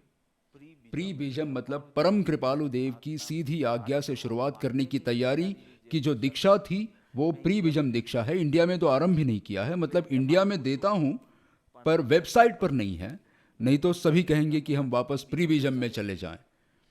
वो 2.5 मिनट की है फास्ट मोड पर। एक श्वास अंदर लेंगे, इतनी देर में पूरा नित्यक्रम हो जाएगा। नहीं, जहां शरीर वहां मन, शरीर यहां मन वहां, जितना अंतर उतनी थकान, थकावट, तनाव, सरल। जितना अंतर शरीर और मन के बीच, अगर आप दिमागी रूप से मौजूद हैं तो कुछ नहीं। मन इधर गया, मतलब समझिए कि सची, रिया और जानवी तक गया, आपका शरीर यहां है और आपका मन वहां, समझो दृष्टांत है। तो इतना अंतर हुआ, उतनी थकान होगी। पर समझिए कि लंदन चला गया, तो जितना अंतर उतनी थकान, उतना तनाव। जहां शरीर वहां मन, उतना आराम। जरा सोचिए, खेल, उसमें आप बैडमिंटन खेलें, फुटबॉल आप खेलें, पूरे पसीने से आपकी कितनी एनर्जी का उपयोग हो जाता है। इतना अगर मैं करूं तो शायद परलोक चला जाऊं। इतना आप भागम भाग करते हैं, या 1 घंटा स्विमिंग या 1 घंटा बाइकिंग की हो, कितनी ज्यादा शक्ति का व्यय होता है, और आप उसको करने के बाद तरोताजा महसूस करते हैं। इतना ज्यादा पसीना, इतना ज्यादा शक्ति का व्यय, और फिर भी आप क्यों कहते हैं कि मैं तरोताजा महसूस कर रहा हूं? क्योंकि शरीर और मन वहां होते हैं। जरा सोचिए, बैडमिंटन खेलते हैं और लंदन के किस घर में हम रहेंगे? क्या ऐसे खेला जाता है बैडमिंटन? आपको लंदन के बारे में भूल जाना होगा। लंदन का घर और सब कुछ कोष्टक में रख दो बाहर। ये बैडमिंटन खेलने का समय है, इसके बाद लंदन का समय, लंदन की योजना। तो मैंने ध्यान की एक प्रणाली तैयार की है। अब हम करेंगे आगे कठोपनिषद के वक्त कि कैसे आप अपने मन को प्लानिंग मोड से अलग रख सकते हैं, क्योंकि योजना करने में हमें लगता है कि हम कुछ ठोस और महान कार्य कर रहे हैं और हम निष्फलता की योजना बनाते हैं और कुछ नहीं। आपको योजना बनानी होगी, परंतु योजना बनाने के समय पर, हमारी स्कूल में ऐसा था, मुझे फेलोशिप के बारे में नहीं पता, कि नाश्ते के समय पर ही नाश्ता कर सकते हो। आप में भी ऐसा था? अच्छा, बहुत अच्छा। तो इसी तरह योजना के समय पर योजना बनाओ और ध्यान के समय पर ध्यान करो। ध्यान के समय पर योजना कैसे बना सकते हो? फिर आप पूरी गड़बड़ कर दोगे। तो सिर्फ कल्पना करो, बच्चे वे कितने वर्तमान में ही रहते हैं। हा? उनसे पूछो कल क्या खाया था बेटे? हा? पता नहीं। देखो, कल क्या खाना है, जो भी तुम बनाओगी। उनकी चाहे बुद्धि का इतना विकास ना हुआ हो, पर इतनी भूत भविष्य में जाती नहीं है। जिसके साथ झगड़े हो ना, हम आर्यवीर के लिए ऐसा कहते हैं कि उसकी तो एकदम अल्प, क्या कहते हैं उसे? हाँ हाँ, ये तो उसे गजनी कहता है कि एकदम शॉर्ट मेमोरी है। उसे बार बार चिढ़ाता है, बेचारा इतना परेशान हो जाता है, 2 मिनट के अंदर सब कुछ भूल जाता है, वापस उसी के पास जाकर चिपकता है। मैंने कहा हम तो एकदम ठीक से याद रखते हैं कि इसे दूर से ही सीधा कर देंगे। उसका ऐसा नहीं है। भूत भविष्य में उसकी चेतना दौड़ती नहीं, वर्तमान में रहती है, और इसीलिए वो ताजा रहता है, तनाव मुक्त रहता है, निर्दोष रहता है, क्यूट रहता है। चलो, कोई भी बच्चा हो आपको क्यूट ही लगने वाला है, बच्चा है तब तक। फिर बड़े होने के बाद बदसूरत और खूबसूरत बनता है। छोटा बच्चा आप देखो, कोई भी हो, क्योंकि उसकी निर्दोषता के साथ खेलने का आपको मजा आता है। सही है या नहीं? तो कहीं ना कहीं आपको लगता है कि लो, अब ये और कुछ नया दिया, इतना नित्य क्रम करना, ध्यान करना, स्वाध्याय करना, सेवा करना, और अब ये 5वां जागृत रहना, होशपूर्ण रहना। देखो, ये कोई अलग क्रिया नहीं है। अगर मैं ऐसा कहूं कि आप ऑफिस वर्क करो और घोड़े बेचकर सो जाओ, तो आप कहेंगे कि दोनों में से एक ही मुमकिन है। मैं कहूं कि चबाते भी रहो और ऊंची आवाज में हंसो, स्माइल कर पाएंगे आप, पर जोरों से हंसना, तो आपको लगता है कि दोनों में से एक ही क्रिया हो पाएगी। पर कोई भी क्रिया होशपूर्ण रहकर जागृति के साथ करो तो आप ये कर पाएंगे। वो केवल आपके रवैये पर निर्भर है, केवल। वो एक अलग क्रिया नहीं है, एक बाह्य क्रिया है और एक आंतरिक क्रिया है। तो आप उसे एक साथ कर सकते हैं। आपको समझकर, निश्चय कर प्रतिबद्ध होना होगा इस ध्येय के लिए, नहीं तो नामुमकिन है। ठीक है, इस वक्त आप मुझे सुन रहे हो, तो आपको केवल सुनना है, केवल सुनना। आपका मन भागना नहीं चाहिए बाहर। 9:20 हो गए हैं, कोई ज़्यादा प्रॉब्लम नहीं है। आपका मन बाहर भागना नहीं चाहिए। आपका मन, अब ऐसा बोलेंगे, अब वो दृष्टांत देंगे, क्योंकि हजारों बार मुझसे सुना होगा, कुछ भी नहीं। इस वक्त केवल दर्पण बने रहो, सब कुछ मात्र अंदर आने दो, पूरी तरह ग्रहण कर लो, और कुछ भी नहीं। इस वक्त कुछ भी मिलाए नहीं या घटाए नहीं। इस वक्त आप मनन काल में जो चाहे कर सकते हो, श्रवण काल में सब कुछ केवल अंदर आने दो, जैसा है वैसे। आपको जैसा अच्छा लगे वैसा नहीं, जैसा है वैसे उसकी छाप पड़ने दो आप पर। मानसिक वार्तालाप नहीं चलना चाहिए, पूरी तरह से उपस्थित। तो मैं बस ये कह रहा हूं कि छोटी छोटी चीजें आप कम गहराई वाले पानी में तैरने से शुरुआत कर सकते हैं। तो जब आप चल रहे होंगे, वहां सिर्फ उपस्थित रहना, जागृति पूर्वक। आप नहा रहे हो, जागृति पूर्वक उपस्थित रहो, कोई दूसरी क्रिया मत करना। नहाते वक्त गाना शुरू मत कर देना। आपको पानी का स्पर्श, शैम्पू की, साबुन की सुगंध, सब कुछ विचार के स्तर से संवेदना के स्तर पर आ जाओ, और वो संवेदना भी मात्र उस क्रिया की। तो गाना मत शुरू करना, वो यही दिखाता है कि आपका मन कहीं और है, तो आप यहां पर उपस्थित नहीं हैं। कपड़े पहनते हुए केवल वहां उपस्थित रहो, जूते पहनते हुए केवल वहां उपस्थित रहो। मुझे लगता है यह भी बहुत कठिन है, क्योंकि अब एक नया आया ना, अब आपको अपनी आरामदायक स्थिति से बाहर आना पड़ेगा। आप ऐसे सोचते सोचते जूते पहन लेते थे, अब आपको ये नई आदत डालनी है, और नई आदत के लिए आपको अपनी आरामदायक स्थिति से बाहर आना होगा। इसलिए आपको ज़्यादा मज़ा नहीं आएगा शुरुआत में, सिवाय इसके कि आप उसके लिए व्याकुल। एक डूबते हुए व्यक्ति जितनी व्याकुलता, डूबता हुआ व्यक्ति जितना व्याकुल होता है, उतने व्याकुल आप नहीं होंगे अप्रमाद की साधना के लिए। तो सब कुछ बोरिंग लगने वाला है, क्योंकि अब यह सीधा आंतरिक है। तो आपकी मुमुक्षुता की जांच होगी सीधी। तुम में कम मुमुक्षुता होगी तो तुम नहीं ही करोगे। मैं जोर से बोलूंगा तो भी नहीं करोगे। तुम 7 बार यह सत्संग सुनोगे पर अप्रमाद की साधना नहीं करोगे, क्योंकि तुम्हें धार्मिक बनने का शौक है, धार्मिक दिखने का शौक है। किसे? तो कहोगे कि ऐसे किसी के सामने तो नहीं करते। नहीं, खुद को बताना है कि मैं धार्मिक हूं, मैंने ये सत्संग 7 बार सुना है। तो इतना अमल में तो लाया नहीं है। तो वो तुम्हारी मुमुक्षुता दिखाता है, वो बताता है कि तुम्हें अपने आप को क्या बताना है। अगर दुनिया को नहीं दिखाना होगा शायद, पर खुद को दिखाना है कि देखो मुझे कितना प्रेम है ज्ञानी के वचनों पर। अगर आपको प्रेम होगा तो आप वो मार्ग पर चलोगे ही, सिर्फ सुनोगे नहीं। तो मुझे लगता है कि ये काफ़ी सरल है समझने के लिए, और अत्यंत कठिन नहीं है अमल में लाने के लिए। अब रहोगे आप, इतना ज़्यादा फालतू समय जाएगा जब आप, मतलब ये इतना अच्छा नहीं है। जब आप अपनी गर्लफ्रेंड के साथ हैं तो सिर्फ अपनी गर्लफ्रेंड के साथ रहो, कल्पना करो कितना अच्छा। जब आप भोजन के साथ हैं तो सिर्फ भोजन के साथ रहो, बस। ओके, अगर थोड़ी थोड़ी इसमें ताकत बढ़े तो आप और थोड़ी गहराई में जा सकते हो। गहन नहीं कह रहा हूं, थोड़ा कम गहरे से। अब तुम्हारे मन की क्रियाओं में जागृति बढ़ाओ। क्या?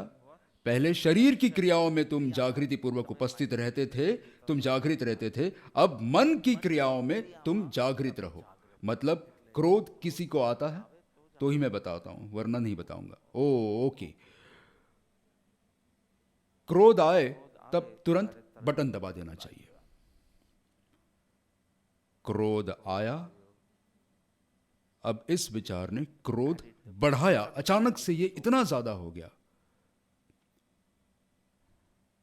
फिर एक विचार बाहर निकाल दिया, फिर वो खत्म हो गया। ये तो सिर्फ वासना हो या क्रोध एक बार निकले, बाहर निकल जाए, फिर तो भावना कम हो जाती है। वो इतनी कम हो जाती है, जहां तुम खेद करने लगते हो तुमने ऐसा क्यों किया, इतनी कम हो जाती है। लेकिन उस वक्त खेद, इसे तो मारना चाहिए, उसके बदले सिर्फ बोल रहा हूं। तुम्हें लगता है कि तुम तो सहानुभूतिपूर्ण हो तुम्हारी अशिष्टता में। यह संपूर्ण नाटक तुम देखना, और कुछ भी मैं मांग नहीं रहा हूं, पर तुम्हें संपूर्ण नाटक देखना होगा तब तक जब तक क्रोध मर ना जाए, उसके जन्म से जीवन पर्यंत और मृत्यु तक, तब तक सिर्फ देखते रहो। एक व्यक्ति को मैंने बहुत अच्छा गृह कार्य दिया था, वो व्यक्ति ने किया भी बहुत अच्छे से। मैंने कहा तुम्हारी नींद का अभ्यास करो। उसका प्रश्न ऐसा कुछ नहीं था, उसका प्रश्न ये था कि ज्ञानी की समाधि दशा कैसे पकड़ सकते हैं, इस प्रकार का प्रश्न था। मैंने कहा देखो, मैंने जो प्रयोग किया मैं वही तुम्हें कह रहा हूं। ज्ञानी की समाधि दशा समझने के लिए तुम्हारी निद्रा का अध्ययन करो। तो अभी तुम बहुत सक्रिय हो, बहुत सक्रिय।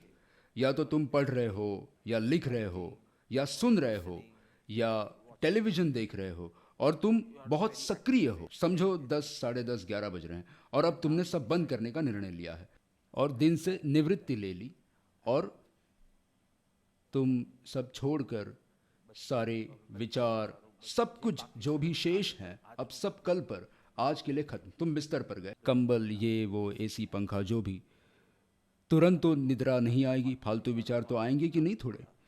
चाहे हमने स्वाध्याय बंद कर दिया, पर कुछ कुछ तो चलता है ना, क्योंकि इतनी ज़्यादा हमने घबराहट, और घबराहट में हम डिप्रेशन में न चले जाए, इसलिए इतनी सारी प्रवृत्तियां शुरू कर दी हैं कि हम डिप्रेशन से बच गए पर तनाव में गए। डिप्रेशन से बच गए, डिप्रेस्ड रहने के लिए खाली समय चाहिए। यहां समय किसके पास है?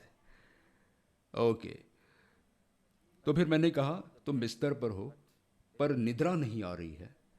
फिर धीरे धीरे क्या आपको पता चलता है कि सब कुछ धीमा पड़ने लगा है? शरीर तो पहले से ही बिस्तर पर है, पर थोड़ा तुम्हारा मन अभी निद्रा नहीं है, थोड़ा धीमा। अचानक से निद्रा कैसे आ जाती है? वो सूक्ष्मता से आप देखो, निद्रा आ रही है, निद्रा आ रही है, निद्रा आ रही है, और अब पूरी दुनिया भूल गए। ये सूक्ष्मता से तुम जानते रहो।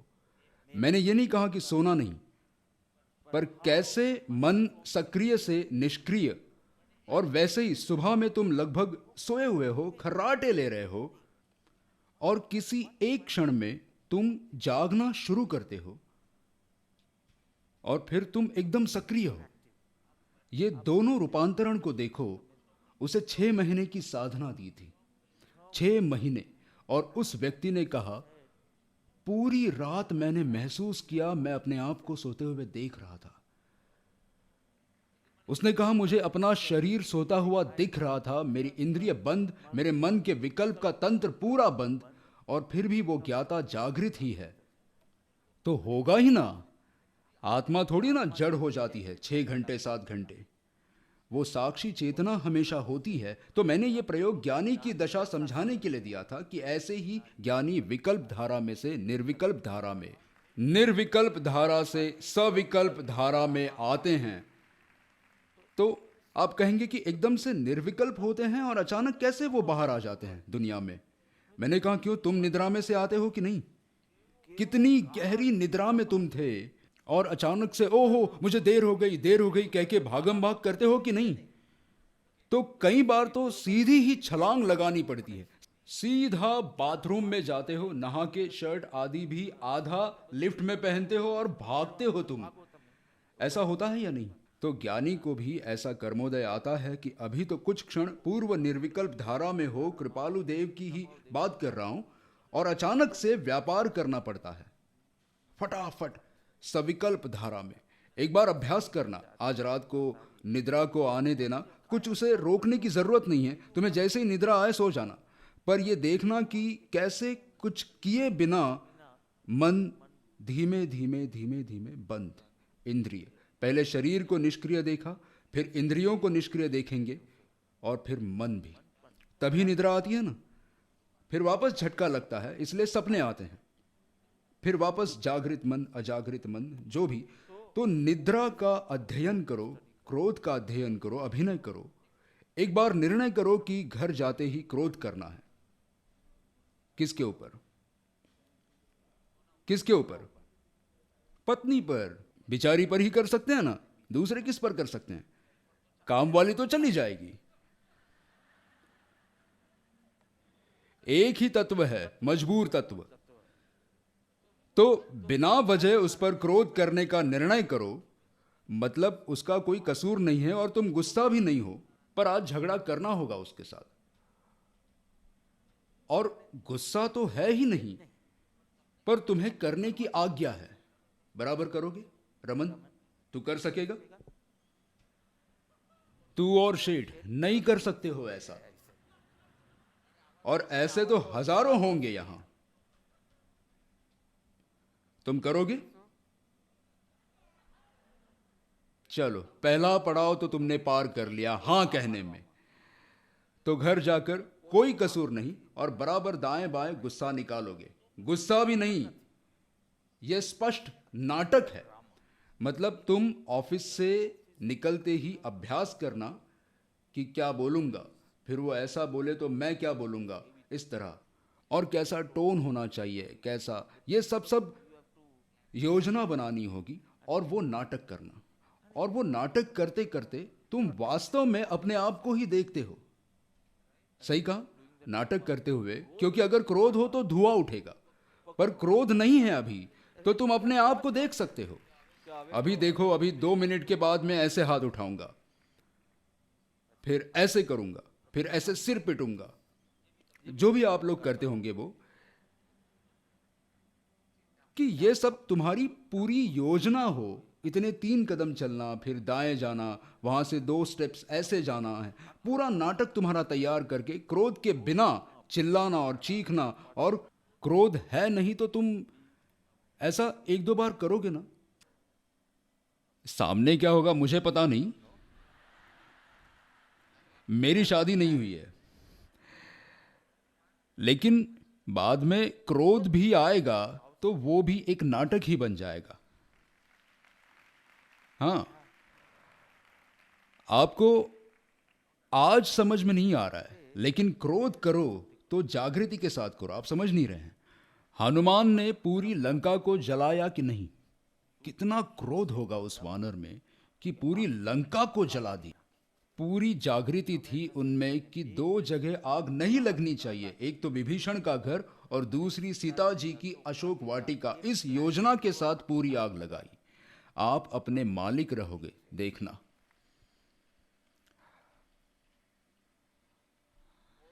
अगर किसी भी विकार के समय, मन की क्रिया के समय आपको उपस्थित रहना है तो अब तो बहुत आसान है।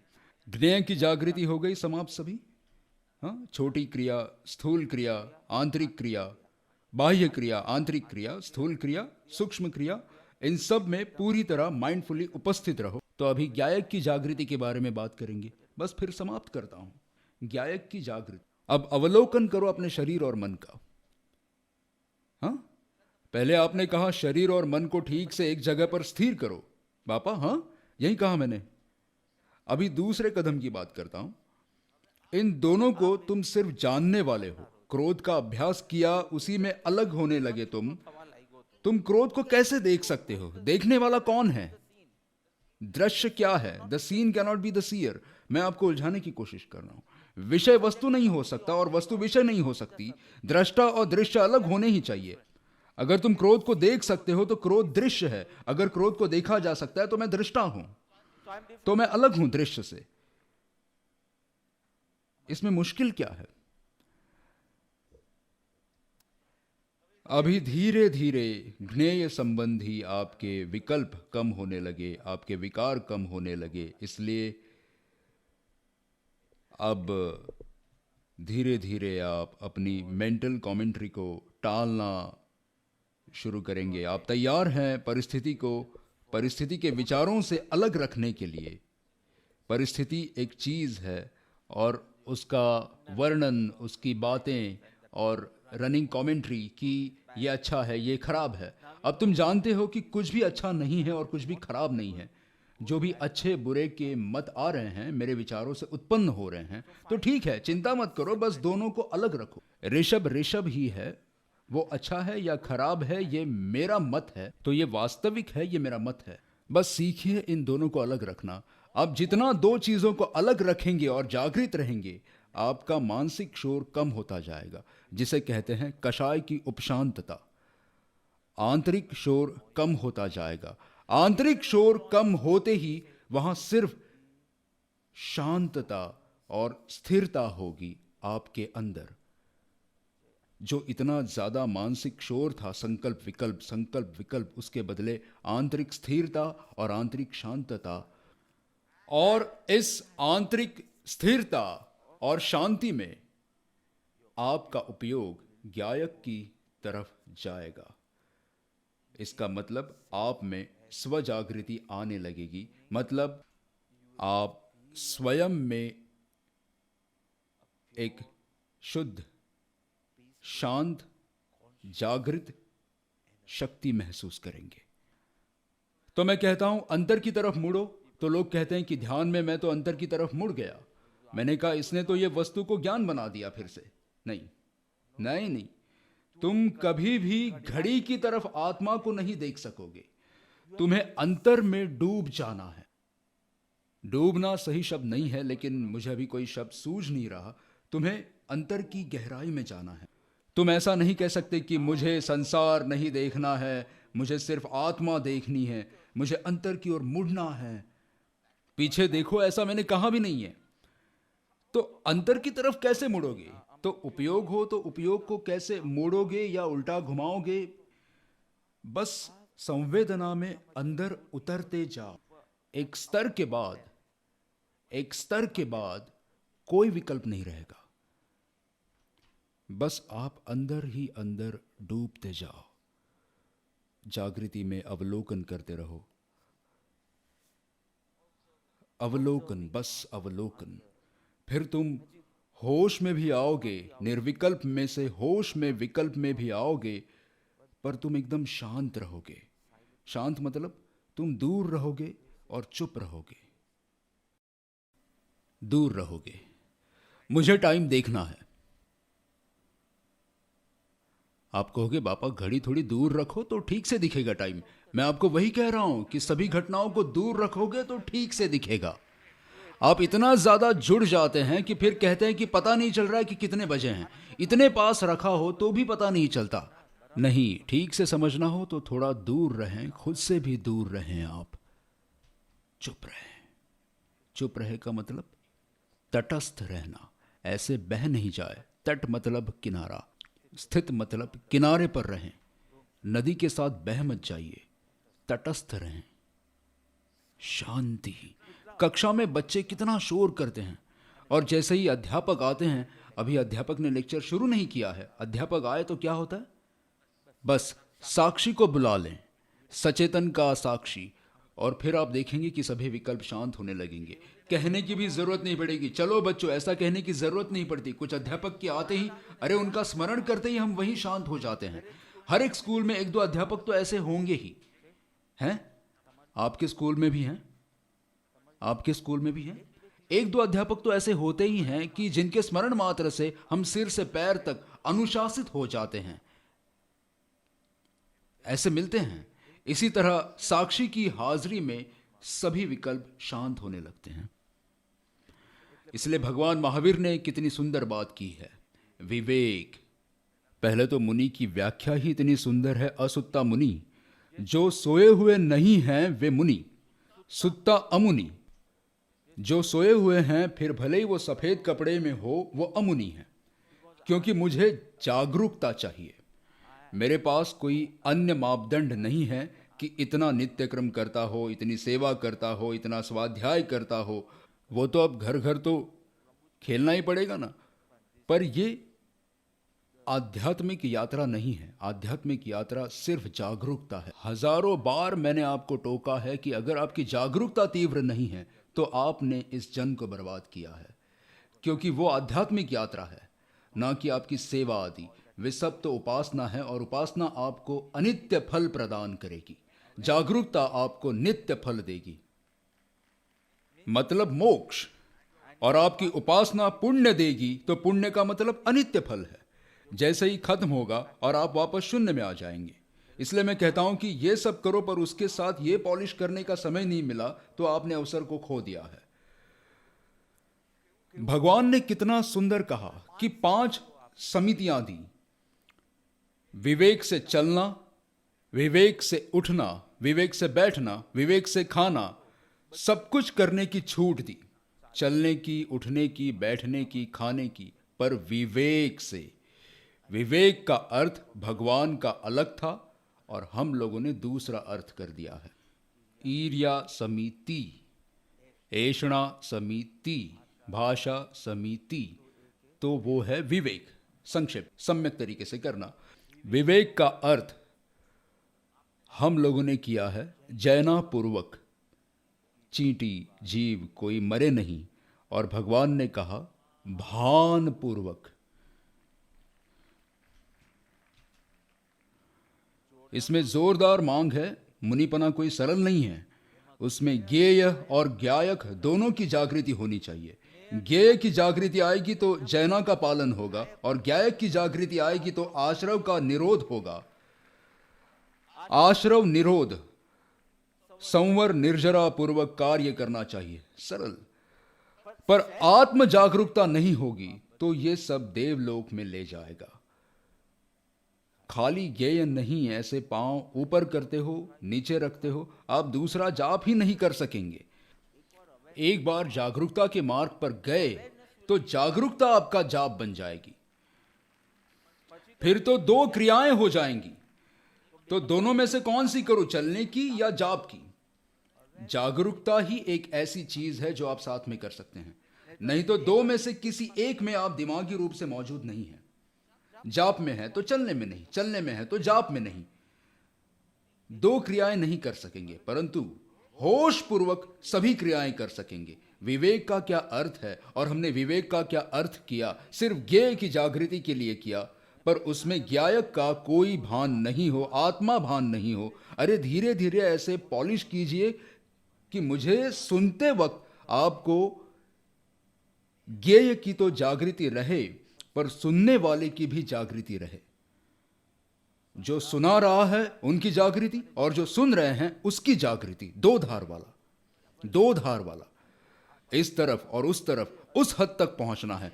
ज्ञेय की जागृति से अप्रमाद की साधना शुरू होती है और ज्ञायक की जागृति में पूरी होती है। पर ज्ञेय बिना सीधे ज्ञायक की तरफ जाएंगे तो इतनी तेजी से उतार चढ़ाव आएंगे, एक सेकंड में मैं मात्र जानने वाला हूं, और दूसरी तरफ आप सीधे वहां मस्त हो जाएंगे। आपको धीरे धीरे धीरे आना, तभी ज्ञेय संबंधी के विकल्प विकार कम होते जाएंगे और ज्ञायक की तरफ आते जाएंगे।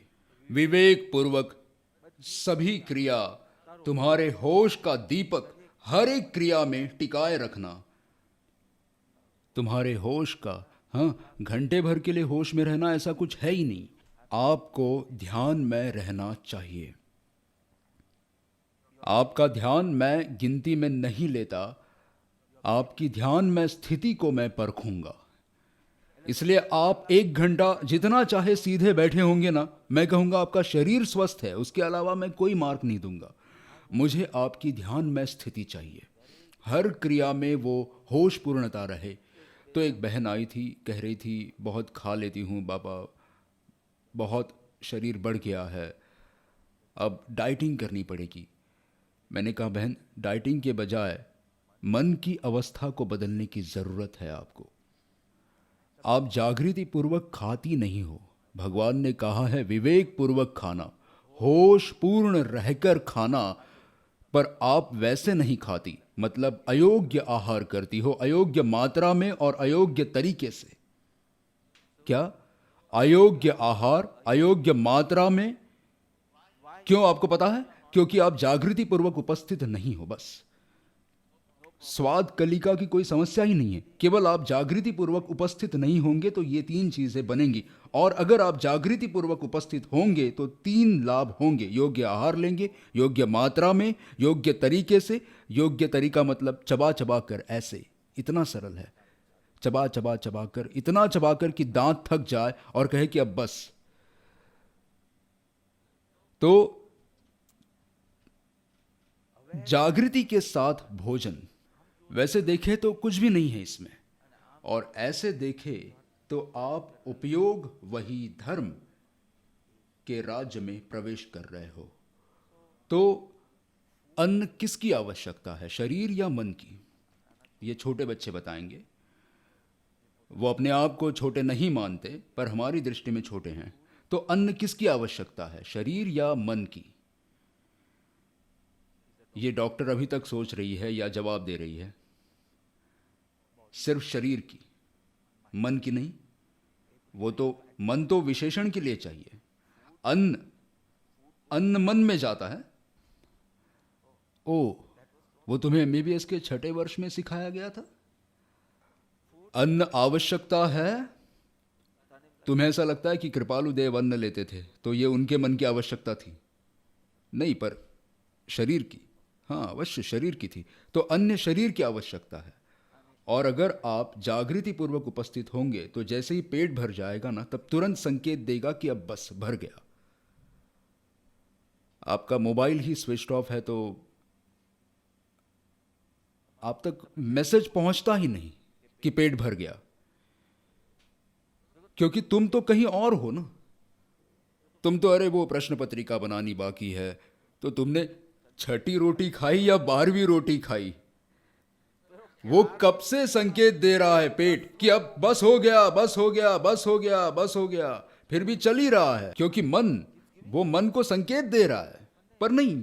इसलिए फिर अयोग्य आहार लेंगे, अयोग्य मात्रा में लेंगे, अयोग्य तरीके से चबाकर यूं, सिर्फ यूं ठूस ठूस कर, सिर्फ यूं टनल में डालोगे और टक करके अंदर चला जाएगा। ऐसा ही होगा, चबा चबा कर नहीं खाया इसलिए अपचन होगा। पर अब आप जागृति पूर्वक उपस्थित होंगे तो कैसा होगा, आप पेट का संकेत पकड़ लेंगे।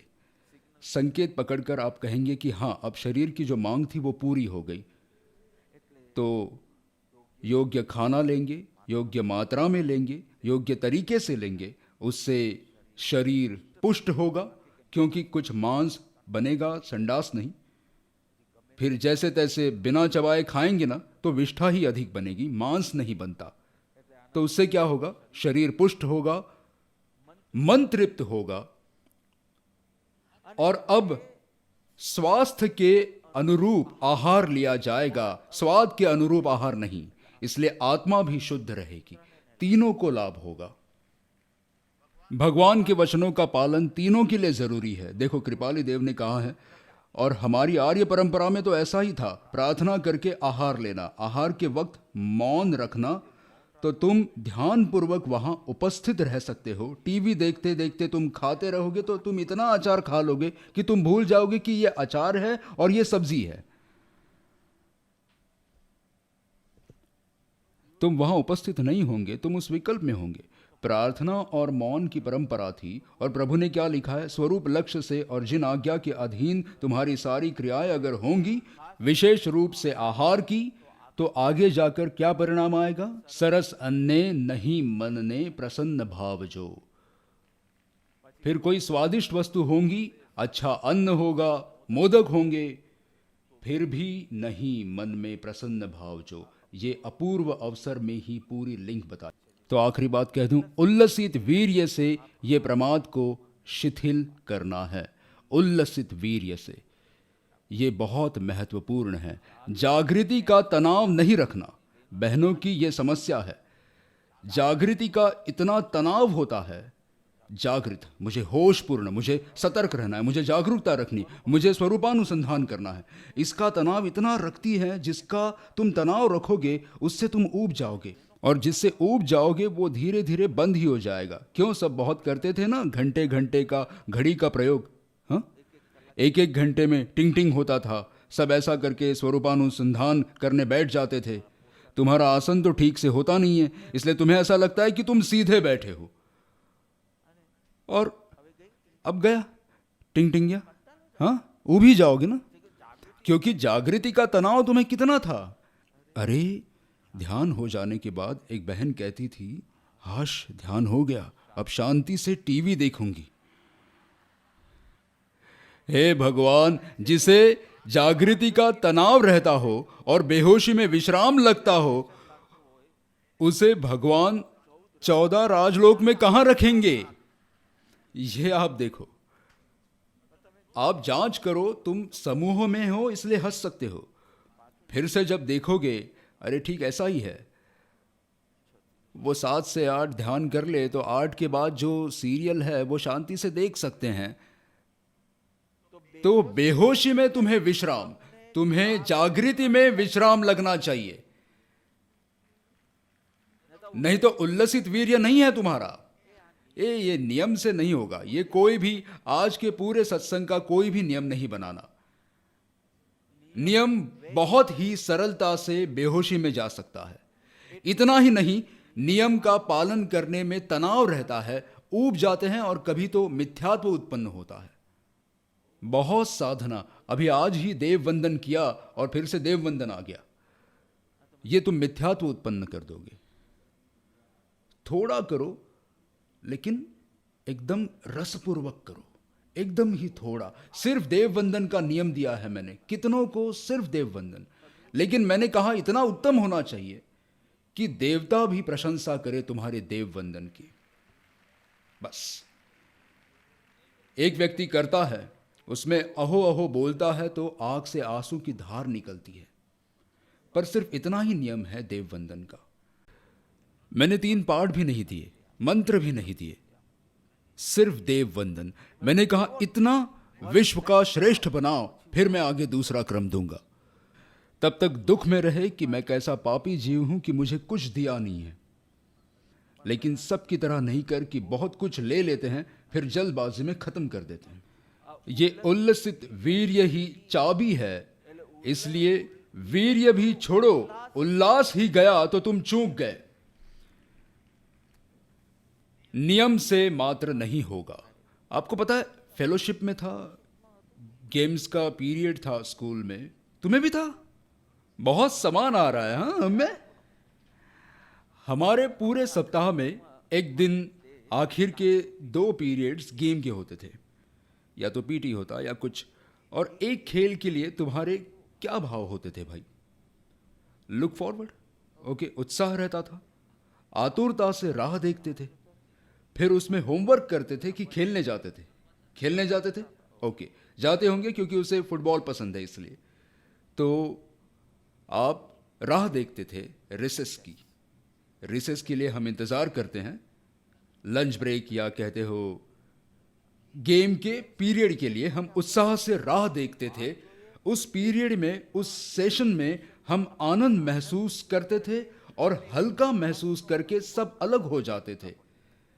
ऐसा आपका ध्यान होना चाहिए, ऐसी तुम्हारी जागृति होनी चाहिए। जागृति का टेंशन जो रखेगा उसने बहुत बड़ा अपराध किया है मेरे प्रति, ऐसा मैं मानूंगा।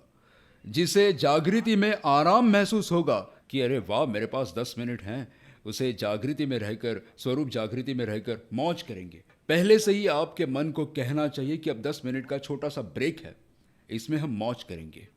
जैसे वेकेशन प्लान हुआ हो और छोटे बच्चे कितने उल्लास से कहते हैं कि हमारी बैकपैक हो गई है, अब हमारी छुट्टी है, अब हम मौज करेंगे। वैसे ही जब आपका ध्यान का टाइम पास आए तब आप कहो कि जल्दी आए, मुझे मौज करनी है, मौज करनी है। तो इस शब्द को भूलना नहीं, उल्लसित वीर्य। और बस अब यात्रा का प्रारंभ करो। आर्यवीर और अविराज खेलने आते हैं, सुबह शाम 2 बार आते हैं। हम उन्हें कुछ कहते नहीं हैं। हम जो 4-5 लोग होते हैं वहाँ, सब उन्हें कुछ ना कुछ संस्कार देने की कोशिश करते हैं। वो कितना ग्रहण करते हैं इस उम्र में वो तो वो जाने, पर हमें तो लाभ हो रहा है। इसलिए परम कृपालु देव की जय बोलकर हम सब ऐसे नाटक करते हैं, कूदते हैं, हाथ ऊपर करते हैं। 2-4 दिन तो वो देख रहे थे कि ये कार्टून क्या कर रहे हैं, लेकिन मैंने कहा हम ये चालू रखते हैं क्योंकि एक समय वो इसका सहारा लेंगे, और अब वो भी करते हैं। आप सिर्फ इतना बोलो कि परम कृपालु देव की, उससे पहले दोनों के हाथ हवा में होंगे। तो बच्चे सीखते हैं, पर अभी उन्हें सीधा नहीं, कौन सी भाषा में समझाए, उन्हें भाषा समझ नहीं आती। आप जैसा करोगे वो वैसा ही करेंगे। वो लोग नीचे बैठे हैं, अभी चल नहीं सकते, थोड़ा थोड़ा सहारा लेकर खड़े होते हैं, लेकिन चल नहीं सकते, 3-4 महीने लगेंगे।